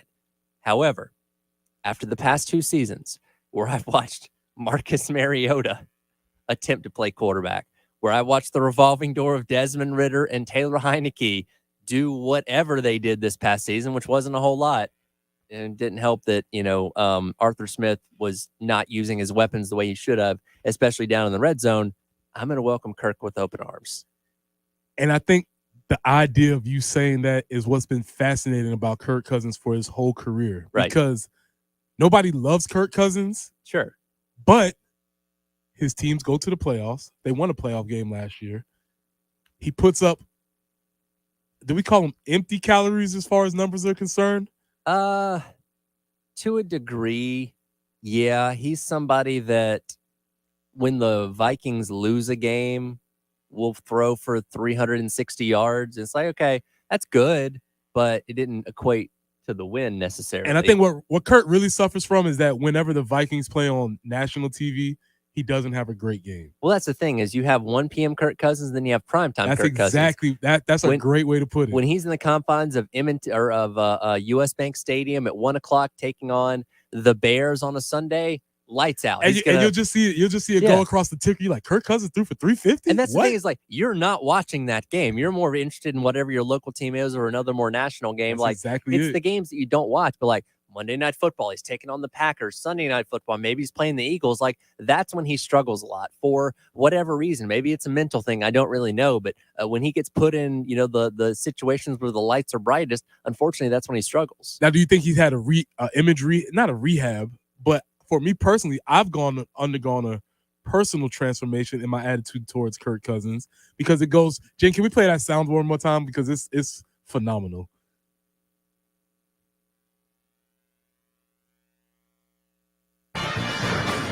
You like that? You like that? You like that? You like that? If you're bored today, if you get off work early today, you can go on YouTube. There's a compilation of Kirk just saying, "You like that? You like that?" Over several iterations of his career. That was at the time one of the bigger sports memes out there, and it still pops up from time to time. I think it's died off a little bit, but we still bring it up from time to time, and it's one of the first things you think of when you think of Kirk and Cousins. that was our first introduction to Kirk Cousins. It's It like, okay, was. who is this guy? Right. And then there was a little bit of a controversy with him and RG3 and sure, all of those kinds of conversations there. He's kind of a dork. But he's embracing that. And now. he's embracing, and that's what's been my change in it. I've seen him. He talks about how he goes and he dresses at Kohl's. He gets his outfit from Kohl's. Surprisingly, he's jacked. I don't know if you remember seeing him on the plane. I remember that with the gold chain. Gold chains. He had Kirk Thuggins, and he was doing, and he was just leaning into the role like he's such a dork. But but here's the deal: his team seems to love him. Yeah, and his teammates seem to love him, and he seems to be very adept at being a leader of a team. Yeah, and that's great. That's good qualities to have. And again, when you're, and I'll go back in time a little bit further here. Matt Ryan was very underappreciated in Atlanta. People did not give Matt Ryan his due when he was playing for the Falcons. And yes, the last year or so of his career there was not great. He did win the MVP that Super Bowl year. He's not the reason that they lost that Super Bowl. He played at the highest level for that entire season and was consistently one of the better quarterbacks in the NFL during his career. I don't know if he's going to be good enough to get in the Hall of Fame because he doesn't have, the Super Bowl trophy necessarily, but was a great quarterback. In my opinion, the greatest Falcon player of all time. And people will argue with that, but that's your own opinion. That's mine. Kirk Cousins is very much a similar type of quarterback to Matt Ryan. Do I think Matt Ryan's better? Yes. But Kirk Cousins can bring in a similar level of production and consistency to an organization in the past 2 years has been floundering from a quarterback perspective. Absolutely true. But the question is, when people see the name Kirk Cousins, and you could just go on the internet, it's like an existential question. Is Kirk Cousins good? And you will find equal answers on both sides of that equation. Let me ask you this question. Is he better than Justin Fields? 100% yes. Because it seemed as though the Falcons were going to get Justin Fields for a while. That started to cool off a lot, and now the Kirk Cousins thing has picked up. And I would say from the reaction that I've seen, because, yes, Fields is a local guy. He's from Marietta, went to Harrison High School, obviously started his career at Georgia before going to Ohio State. There's a lot of people that were excited about that from the local perspective, somebody that might be able to invigorate a little bit of that hometown juice back into the Falcons, but people weren't sure about how good he is because he hasn't been able to prove it in Chicago. Kirk Cousins, while he may not be the flashiest name and the one that's going to get a lot of people excited, he does have that consistency. Tyler, I want to bring this back on the other side because you just opened up a question in my mind. Okay. That I wonder what we are actually evaluating when we talk about quarterbacks and what are we talking about for specific teams. We're going to come back on the other side. We're going to stay with quarterbacks. It's Preston Thorne, Tyler Head, Jen Jensen, the early game. The Game Network. The home of the Gamecocks. 107.5 The Game in Columbia. 100.5 The Game in Florence. 100.3 The Game in Myrtle Beach. Also on the 107.5 The Game app and streaming live on The Game TV. Ever sit in this meeting? What would you say you do here? I have people skills. I am good at dealing with people. Can't you understand that? Think to yourself, man, I'd rather be listening to the game. You're listening to Bill Gunner, Preston Thorne, Jen Jensen. It's the early game. Well, just go to iTunes or Google Play and download our app on all of your devices, and you'll never be without the game again. 107.5 The Game. Broadcasting live from the Herndon Chevrolet Studios. Discover Herndon Certified. Herndon Chevrolet's premier used car warranty. Shop with complete confidence knowing Herndon Chevrolet has got you covered. Stop by or shop online today and see why Herndon Chevrolet makes you smile. Plus, text second cited with approved credit call 866-243-4623 for detail. We interrupt this broadcast with an important news alert. There's a slasher on the loose. JT's Chrysler Jeep Dodge Ram is slashing prices. New Rams were $12,000 off, slashed to $14,000 off. New Jeeps were $10,000 off, slashed to $12,000 off. This just in. New Chargers and Challengers slashed $10,000 off. Now here's the weather. Whether or not your credit is cloudy, JT sees sunny days ahead. Nobody fights harder to get you approved. JT's Chrysler Jeep Dodge Ram, Greystone Boulevard and 378 Lexington. Jeep Celebration event. Hi, everybody. This is Woody Wyndham here to talk about Pioneer Tree Service. Pioneer Tree Service has more than 4 decades of helping homeowners maintain and manage trees on their property. Their skilled crew offers customized solutions that match your needs and budget. Tree trimming and tree removal can be dangerous. You need to trust the people that are doing the job. Before attempting to remove limbs, call Pioneer Tree Service for a free quote. They remove limbs safely and make sure that future growth is directed away from potential trouble areas such as roof lines and driveways. Cutting down trees takes more than a chainsaw. Even branches can weigh thousands of pounds, and their removal must be handled with care. Pioneer Tree Service offers a full complement of state-of-the-art heavy equipment, from track hose to bucket trucks to safely remove trees and stumps from your property. And no matter where you live, the Gantt girls can get there. And I want you to call them at 803-794-8253. There's something remarkable about the University of South Carolina. It's in the labs, where researchers are discovering ways to make communities healthier and stronger. It's in the nation's best first-year student experience, in top-ranked programs in nursing and health sciences. It's where more South Carolina students have access to higher education than ever before. Because when you stand for something bigger than yourself, you can create something that benefits us all. Behold, the remarkable we. Unlike big national banks, when you save your money with Palmetto Citizens, it stays locally here in the Midlands. Rather than paying stockholders or loaning and investing money in other states and countries, your money stays here to help Palmetto Citizens support your neighbors, area small businesses, and local charitable organizations. Since they're a not-for-profit credit union, Palmetto Citizens is able to offer you better rates on a variety of savings accounts, including term certificates, money markets, health savings accounts, and other great options. Plus, they offer low minimum balance requirements, like only $500 to open a term certificate and fewer fees than their national competitors. Keep your money in the Midlands and open an account with Palmetto Citizens today at palmettocitizens.org or visit any of their 14 area locations. Palmetto Citizens, achieve your potential. All rates and terms subject to change without notice and are not guaranteed. Account may be subject to penalty for early withdrawal. This credit union is federally insured by the NCUA. Hi, I'm Dondi Mercer-Plank, and I am excited to represent the 35-year McDaniels Auto Group as a longtime customer. Whether it is your next sporty Volkswagen, a go anywhere you want Subaru, a dream-making Porsche, that perfect Ford you've always wanted, or the performance of Acura, great selection and an unmatched level of excellence. That, my friends, is the McDaniels difference. Join the Lexington Medical Center Foundation on Saturday, April 20th at the Pastides Alumni Center for the McDaniels Golf Classic Gala, featuring live and silent auctions, Capital City catering, and live music by the Crystal Clear Band.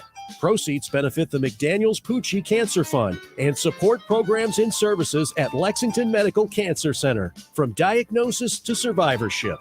Purchase your tickets today at McDanielsGolfClassic.com.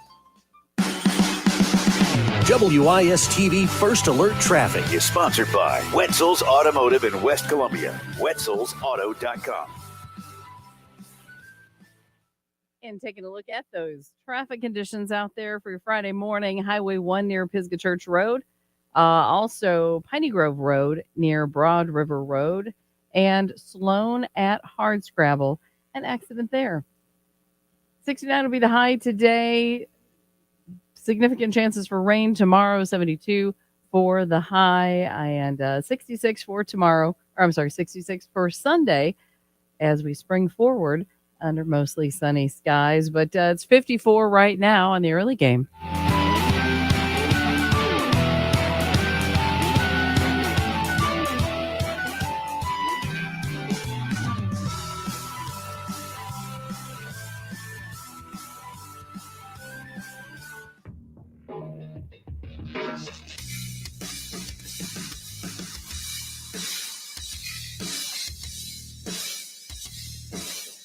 Message Board Mayhem, sponsored by the Miles Agency. Call for a free quote today, 803-798-4600. The Early Game With Bill Gunter, Preston Thorne, and Shen Jensen. your home of the Gamecocks in Columbia. 107.5 The Game. Also heard on 100.3 The Game in Myrtle Beach. And 100.5 The Game in Florence.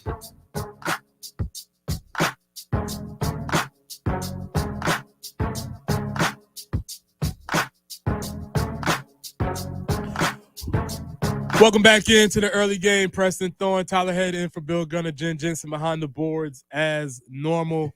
Been having a lot of discussion this morning. This discussion's going everywhere as it usually goes. Really quickly, we're going to give away some tickets. The tickets for Sunday are gone for whoever won those. Appreciate that. We still have plenty to give away though.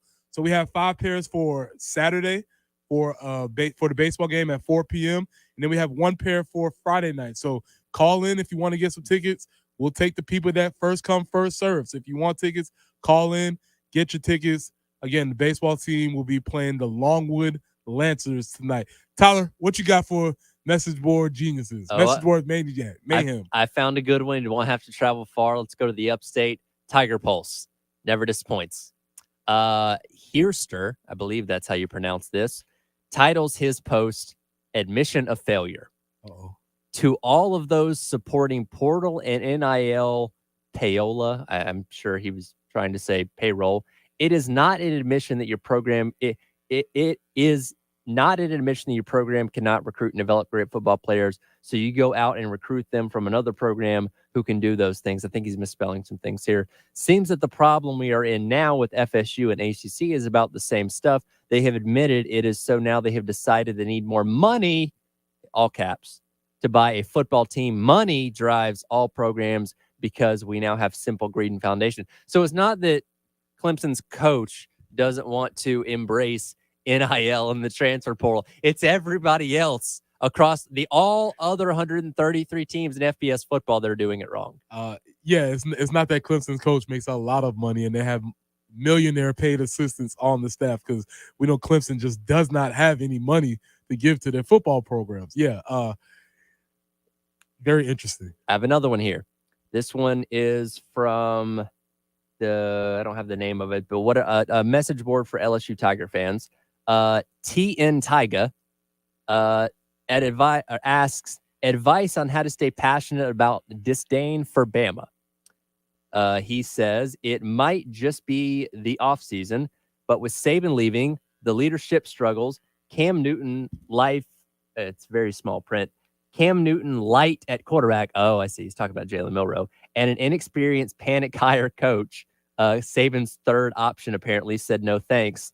We will give Bama the same. Seeing Bama struggle inevitably fall doesn't feel as good as I thought it would. It's a similar feeling to getting excited for Christmas after you found out Santa Claus may not be giving you all your presents.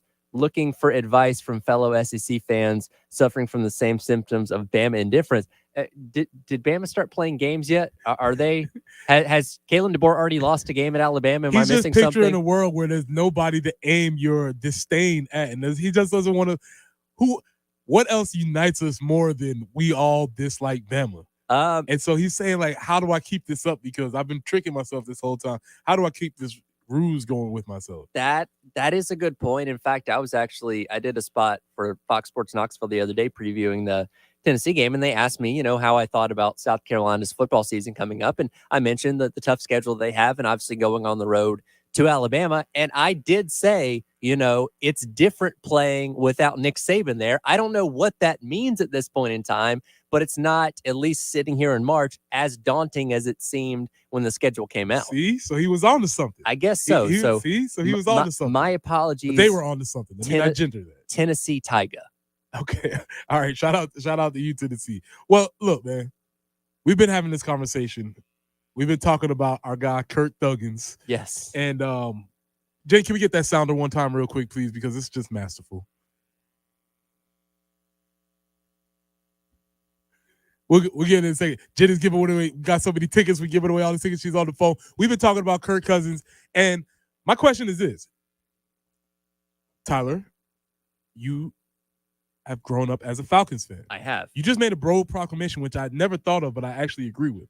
Matt Ryan being the best Falcon to exist. Yep. Obviously, I would guess the next question would be Vic, but obviously Vic had his career cut short. Bring up, and he didn't have his career cut short. He cut his career short. He played to his full potential, and the full length of time he could have been a Falcon, he probably would have occupied that spot, and they obviously would have never drafted Matt Ryan. But that did not happen. That did not happen. Very, very clearly.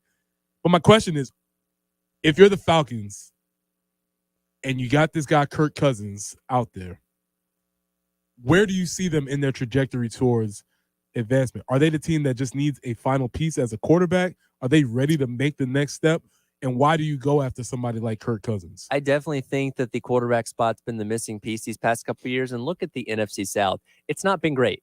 The Buccaneers won it as a sub 500 team 2 seasons ago. They barely got over 500 this past season and won it again. Like, it's not like it's a murderer's row. There's a lot of transition going on. Obviously, Drew Brees and Sean Payton are no longer with the with the Saints. As I mentioned, the Tampa Bays, they're not the team that won the Super Bowl a couple of years ago. And Carolina, God bless Carolina, they're struggling a lot, just an hour or so north of us. But it's a very winnable division. And for the Falcons, who, when you look on offense, they have Drake London, a very good wide receiver. They have Kyle Pitts, a very good tight end. 2 guys that weren't getting utilized very well. Bijan Robinson, a very exciting running back, in addition to Tyler Algier, who's doing a fine job even before, Bijan Robinson got to the team. And that was the knock on Arthur Smith, that he just wasn't utilizing those guys to their full potential. But they also didn't have quarterbacks that could maximize the offense either. Because, again, Desmond Ridder, Taylor Heineke, come on. What are these guys really going to do for you? And there's a reason that they both started games this past season, because neither one of them was all that great. Kirk Cousins, love him or hate him, is a guy that is consistent enough and good enough. Again, he's not being talked about as an MVP caliber quarterback year in, year out, but he's also not being talked about as somebody that should get bitched for bad play. He is a good quarterback, a consistent quarterback, and a solid quarterback, and I think he's exactly what that team needs. So the excitement level for in Atlanta would be pretty palpable for that? I would say it'd be medium to high. And also because it's Kirk Cousins, and so I don't think you could ever get super excited about that. I don't think Mercedes-Benz Stadium is suddenly going to be sold out because Kirk Cousins is the quarterback. Now, yes, if they start winning a lot, then yes, the fanfare will absolutely follow. And I mentioned this with Justin Fields a moment ago. Yes. Local kid, somebody that, went to Georgia, a lot of buzz around him in his time at college. And when he did Ohio State, he would invoke a lot of local interest, just being a local kid and, being in a lot of people's minds that young, flashy player. We don't know how good he is because he's not played on great Chicago Bear teams up to this point, and he has had his struggles at times, bad throws, bad decision makings, that kind of thing, where I feel like Kirk Cousins is just a safer option. Well, there's another veteran quarterback that's on the market, and he's pretty lame also. So if you had to have a lame off between Kirk Cousins and our guy. Can I ask you the question? Preston, you ever done anything dangerous? Oh, that's pretty dangerous. It's spicy. Spicy. Oh, my goodness. Yeah, if you don't know, we're talking about our guy, Russell Wilson. I think it's a question, though. So you have two dudes who have had levels of success. If you're in that front office right now, we know we're trying to make a deal for a veteran quarterback. You still going with Kirk Cousins? I would. And look, the Russell Wilson went into the Nathaniel Hackett situation. That was a whole mess. They wanted Aaron Rodgers. It was never a team that was built for him. It was kind of like putting a square peg in a round hole. He got better this past season with Sean Payton. I don't think he's the same Russell Wilson that was leading the Seahawks to Super Bowls, though. I think he's over the hill for what his peak of success in the NFL can be, and I just don't think it's worth the risk in investing another 3 or so years into a guy like that. That being said, also when I look at that, I've mentioned when I see Kirk Cousins, I see him as somebody who's a galvanizer of the team. The team seem to follow where he goes. And when I look at Russ, it's the opposite. And it's not even for anything. It's not controversy. Sure. It's just dudes don't want to follow him. Right. And Russell Wilson seems a little detached from reality at times. We had the situation with the office and then oh, hey, come see me at my office if you want to speak. Like, no, you're a locker room guy. Go sit at your locker and let people come talk to you then. And he had his personal trainers that were in the building. And I look, I don't like Sean Payton as a person, but I respected when he got hired as the Broncos head coach. They're like, oh, well, what about Russell Wilson's people? The only people that are going to be in the building are Broncos people. I don't care what Russell Wilson did with the previous guy. That's not happening here. He reset things back to where the way they should be. That rubbed Russell Wilson the wrong way. Again, he wasn't a team guy, and a lot, even for some of his former Seattle teammates now speak out about Russell Wilson in ways that are a little bit surprising. So yeah, I wouldn't want that guy on my team personally. And again, you just don't hear those same things. When I see Kirk Cousins with his teammates in the locker room, they're all as much as a dork as he proclaims to be. He's a guy that people want to follow. And I think it's because of the consistency, because they know he's going to show up. They know he's been there, and they know they're aware of his thing. So I'm in agreement with you where if I had to choose between these two veteran dudes, I would select Kirk Cousins too. And he's a guy that's not afraid to laugh at himself. I think Kirk Thuggins could be very fun in Atlanta. If there's a city where he could have some fun, that would definitely they would definitely have a lot of fun with that. All right, we got our guy Kip Baltnight coming back on the other side, and I have some questions to ask him. I'm gonna play a little game with him because I need some information about how we as the viewers should be keeping our eye on the Gamecock baseball team. Got Kip Baltnight coming up on the other side. It's the early game. The Game Network. The home of the Gamecocks. 107.5 The Game in Columbia. 100.5 The Game in Florence. 100.3 The Game in Myrtle Beach. Also on the 107.5 The Game app and streaming live on The Game TV. Yes, that phone in your pocket or purse will keep you in touch with your family and friends. It will take great selfies of you on amazing adventures or just this morning's breakfast. And it's pretty good in case of an emergency. But the single most important function of your phone is the game. But both defenses have been this year. What's so funny? The noise. You can listen anywhere. Just go to iTunes or Google Play and download the Game app now. Hey, it's Jen for CHW Cabinetry in Lexington. That demolition we had to do in the kitchen, it's, boy, it was quite a task, but I will say CHW Cabinetry in Lexington made it easier when it came time to figuring out what cabinetry we wanted to install. They were great, helped us with laying out the design, choosing the accessories. They gave us that photorealistic rendering that helped us with pulling together all of the other elements that we needed to really get the kitchen completed. But did you know they do more than just kitchens? They do closets, making those more functional. They can redo your pantry and have that be more efficient so that maybe you don't have food that you never see in there. Also, we just recently had a kitchen cabinet a cabinet put into a bathroom, and it was a great experience as always. So we are just so thrilled with them, and you should check them out at chwcabinetry.com or call them today at 803-520-6837. Be sure to tell them Jen Jensen sent you. CHW Cabinetry, passion from inspiration to installation. Ultimate playground for online social casino enthusiasts. Get ready to live the Chumba life and play over 100 online casino-style games for free at ChumbaCasino.com. No purchase necessary. VGW Group. Void where prohibited by law. See terms and conditions. 18+. Was text second cited with proof credit. Call 888-320-6359 for details. JT is trying to sell 500 Kias during Kia Mania. We're only in week 2, so he's got a lot of Kias still to sell. JT will give you a $500. Can you hear me here? Okay. It keeps switching. 3 pair for Saturday. Everything else is gone. So we're doing well. 24 Kia Telluride, K5, Sorrentos, and more. Everyone gets to spin our prize wheel for cash and prizes. Plus, JT's giving away a new Kia each week. Just stop in and register. JT's Kia, Greystone or Killian. JT's Kia Mania is back. Golf enthusiast. I'm calling Kip, or is he calling? Do we know? Social networking experience while enjoying the thrill of the game at the Players Club. Nestled on the 1600 block of Main Street in Columbia, the Players Club offers the ideal venue for making business connections and holding corporate events with their luxurious lounge for cocktails and delicious food. And for a limited time, the Players Club is waiving all initiation fees for new member signups. Take a tour. Call 803-608-7692 or playersclubsc.com. The Anastapula Law Firm has been recovering millions for their clients for over 30 years. Whether it's a slip and fall, car accident, or any other issues that have resulted from an accident, Anastapula Law Firm can help. Their South Carolina personal injury attorneys have experience fighting for the rights of their clients. Remember, don't scream, call Akeem. Dial 800-ALL-7s now. Herb Glass is responsible for this ad, and cases are handled at 32 Ann Street, Charleston, South Carolina, 29403. Paid endorsement, not actually client. Results may vary. What you're talking about. Brought to you by Love Chevy. Check out the Season of Love at South Carolina's #1 volume Chevy dealer, I-26 in Harbison, and at lovechevy.com. Together, let's drive. Do you know the secret to losing up to 1 pound of fat every day? I'm Dr. Mark Bentley with Columbia Secret for Weight Loss, and I know the secret. Our unique weight loss program makes it easy to lose weight, get healthy, and get your energy back naturally, safely, and effectively.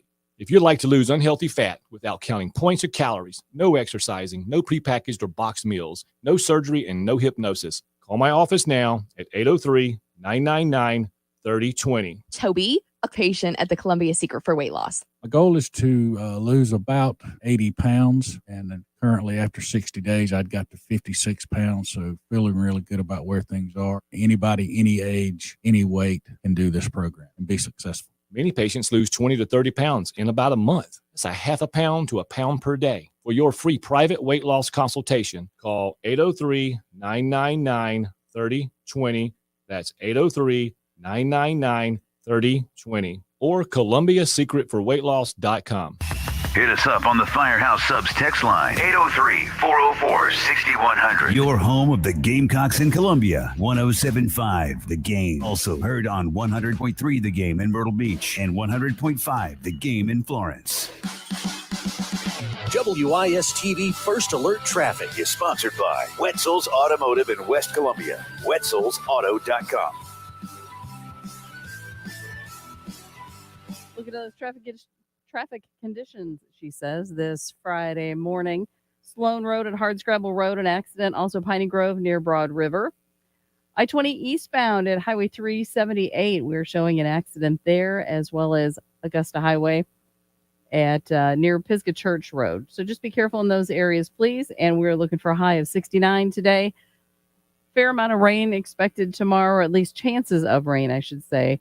Are definitely throughout the day. So we'll keep our fingers crossed for the baseball game. High tomorrow, 72. And then we spring forward for Sunday and have mostly sunny skies and 66. But the sun is peeking out right now. We like that. It's 57 on the early game.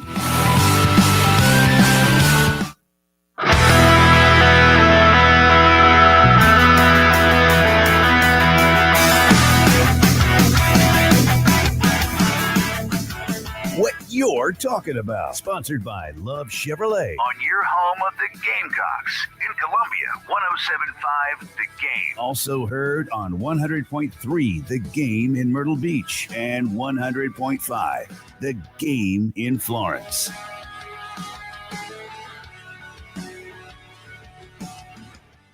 Welcome back in. Preston Thorne, Tyler Head, Jen Jensen, the early game. We got our friend of the program, Ace, pitching expertise, Kip Boatnight on the line. Kip, are you there, sir?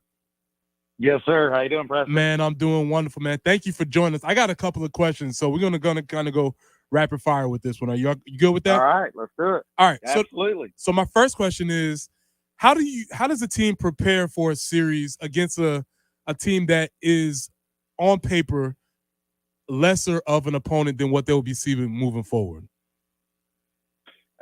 You hear it a lot in sports. Yeah, you just have to take it one game at a time and be prepared. Respect everyone you play, of course, but fear no one. And right now South Carolina is, coming off two solid midweek wins, and then obviously the series against Clemson, they lost 2 one-run games, and they were great college baseball games. So right now, what they're going to do for this weekend, I'm sure, is Mark Kingston's really trying to find the right lineup. He's been moving the lineup around a little bit. A couple guys have been struggling hitting the baseball. And I think the biggest thing for him is just trying to find something that he feels a little bit better about, because next week is when the season starts against Ole Miss on the road, SEC play.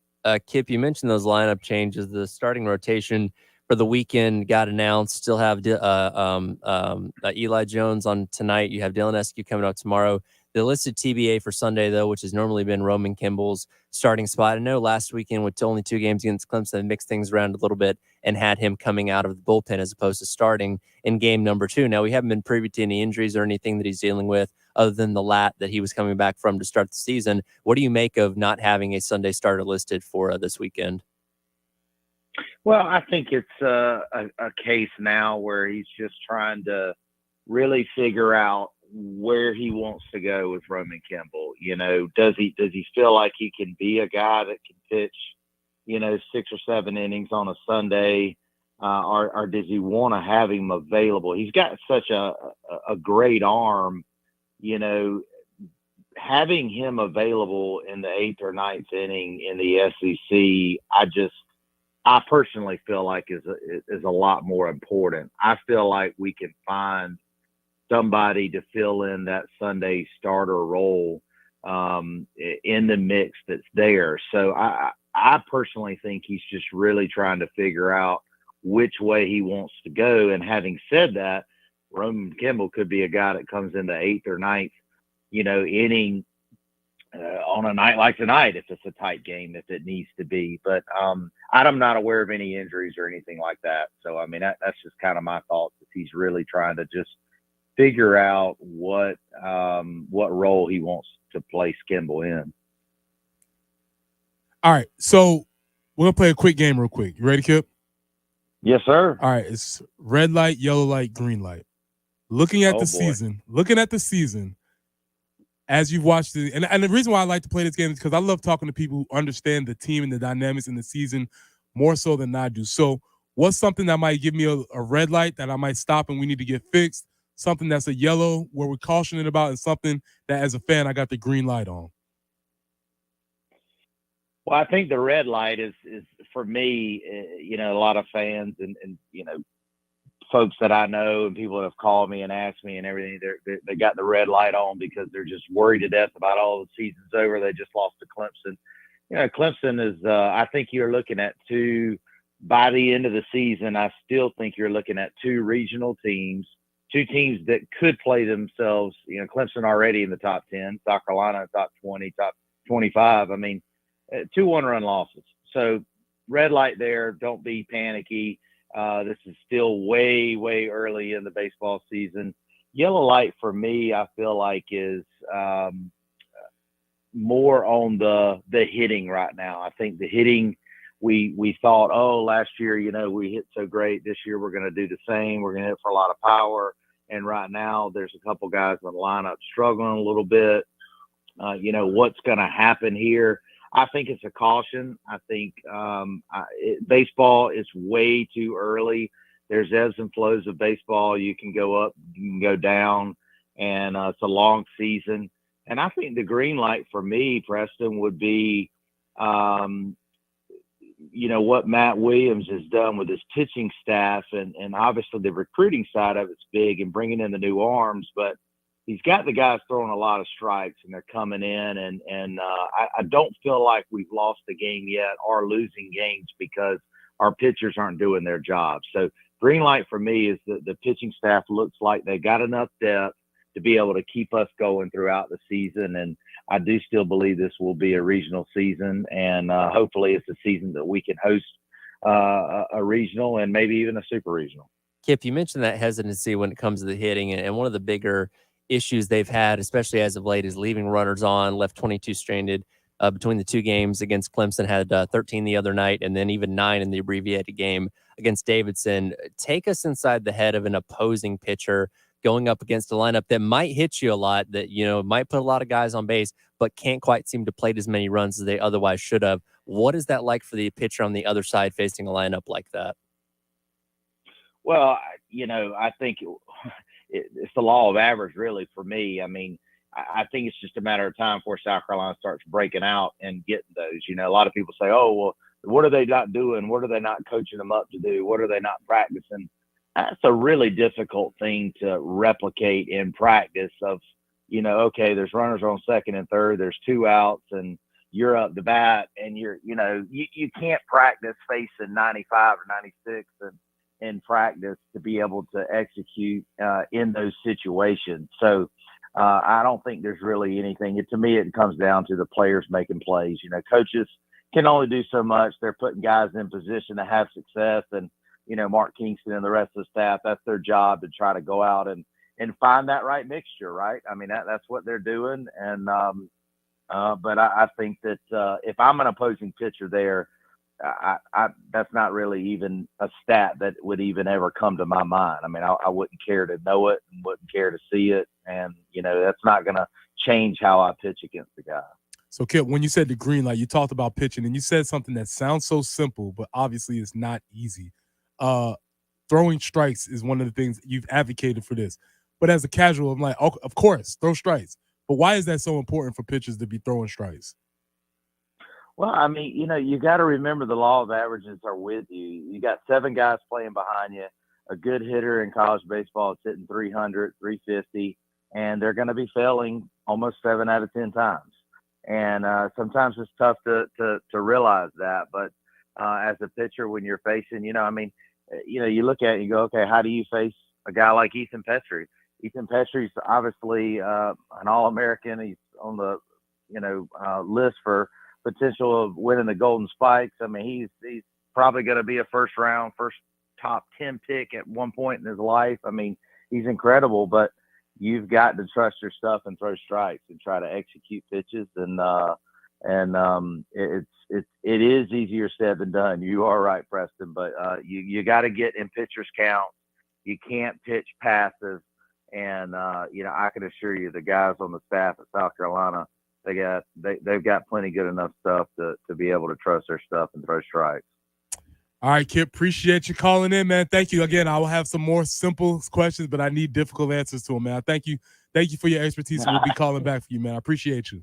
Sounds good. Thank you, Preston. Y'all have a great day.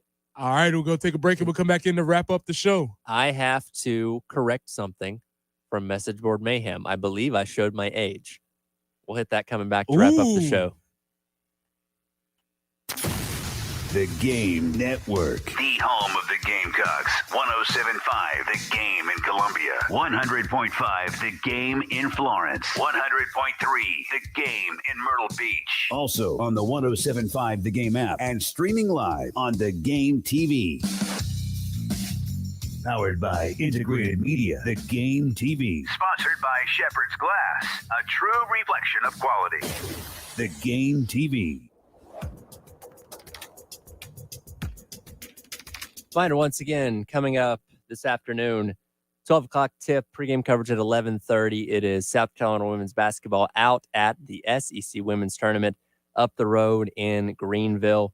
Our guy Elijah Campbell's been hanging out there all weekend long. He'll be checking in with me once again coming up at 10:15 this morning. That's all sponsored by our friends over at Cool Care Heating and Air. You can also keep up with everything that he's doing up there, posting videos, posting pictures, all that kind of stuff over the course of the weekend. And hopefully we're talking about another SEC Women's Tournament Championship for the South Carolina Gamecocks. But all of his content on our social channels at 107.5 The Game are sponsored by our friends over at Atkins Law. So again, Elijah up there in Greenville for the SEC Women's Tournament, keeping us locked in all weekend long right here on The Game.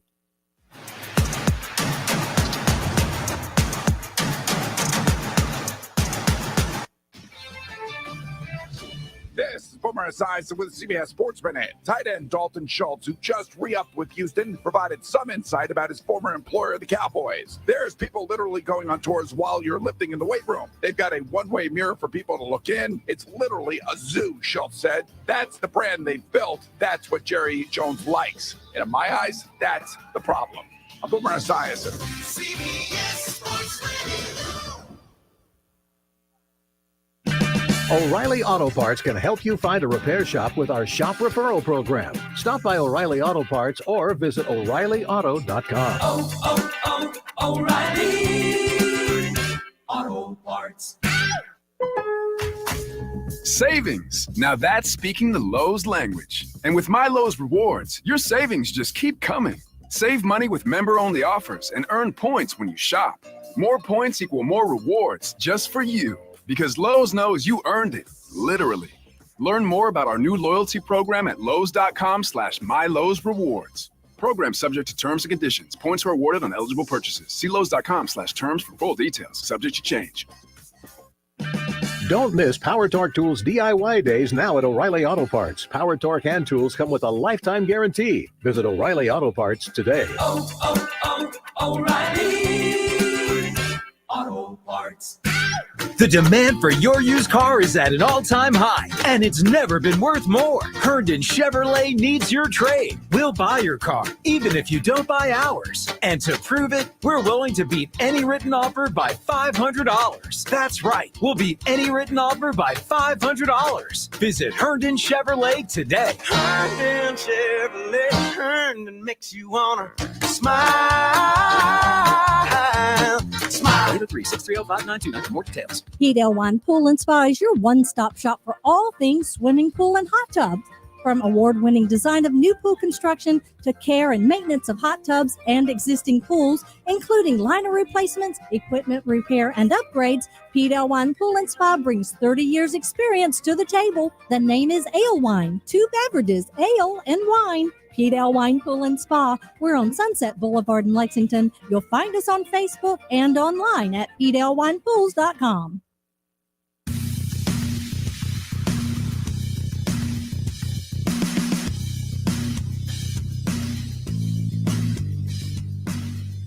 The Early Game With Bill Gunter, Preston Thorne, and Shen Jensen. your home of the Gamecocks in Columbia. 107.5 The Game. Also heard on 100.3 The Game in Myrtle Beach and 100.5 The Game in Florence.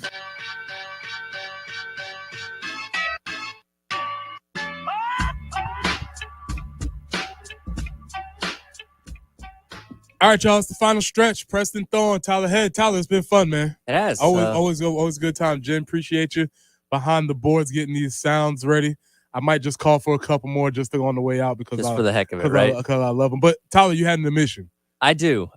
We did message board mayhem a little bit earlier, and I was reading the line right back. Tennessee Taiga from one of the LSU message boards, and I came across a word that I thought was a misspelling.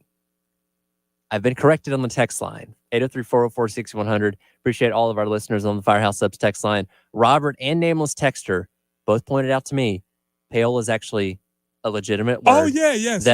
I was not familiar with. Correct. It's in reference to bribery. I thought he was trying to say pay off and just misspelled it. So I stand corrected. Yeah, there was the good old days of payola as we sit here on the radio. Yes, that was the word, that was a concept, that is a theory. Obviously, the idea of, you think about the seamless ways of old record men trying to drop a bag of money off somewhere so you can play their record over and over again. But the thing is, the idea of payola, we just accept it. That's just a thing now. Sure. And Robert asked, the host must be awful young if he doesn't know what payola means. I'm 27, if that helps. Yeah, Robert. But do you know who Logan Paul is? Do you know? Have you ever watched It's Every Day, bro? That's my question. If you don't know, Mike Tyson, yes, he is fighting Logan Paul in July. Jake Paul. I get him confused because I'm showing my age. He's fighting one of the Paul brothers in July, and Mike is 57. I'm just going to say this. He looks good on a bag. Sure. In a short period, in a 10-second clip. I don't know what that's going to look like in a fight. Well, here's my question. How much does he know about Jake Paul? Do you think he watches his YouTube videos? Do you think Mike Tyson knows what YouTube is? Yeah, Mike is on YouTube, unfortunately, or fortunately, however you want to slice that up. But they did have a conversation. It's one of those things where they kind of talk to each other. It was very awkward, very weird.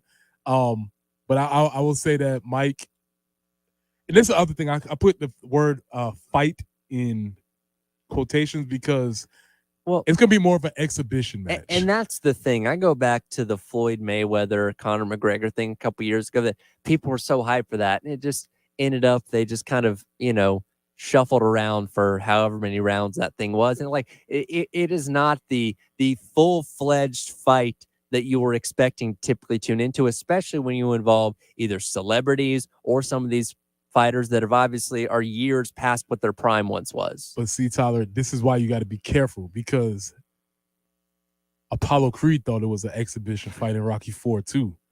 Throw in the towel. See? And so you can't go into these things thinking that it's just an exhibition. So I don't know what's going on here. We're gonna see.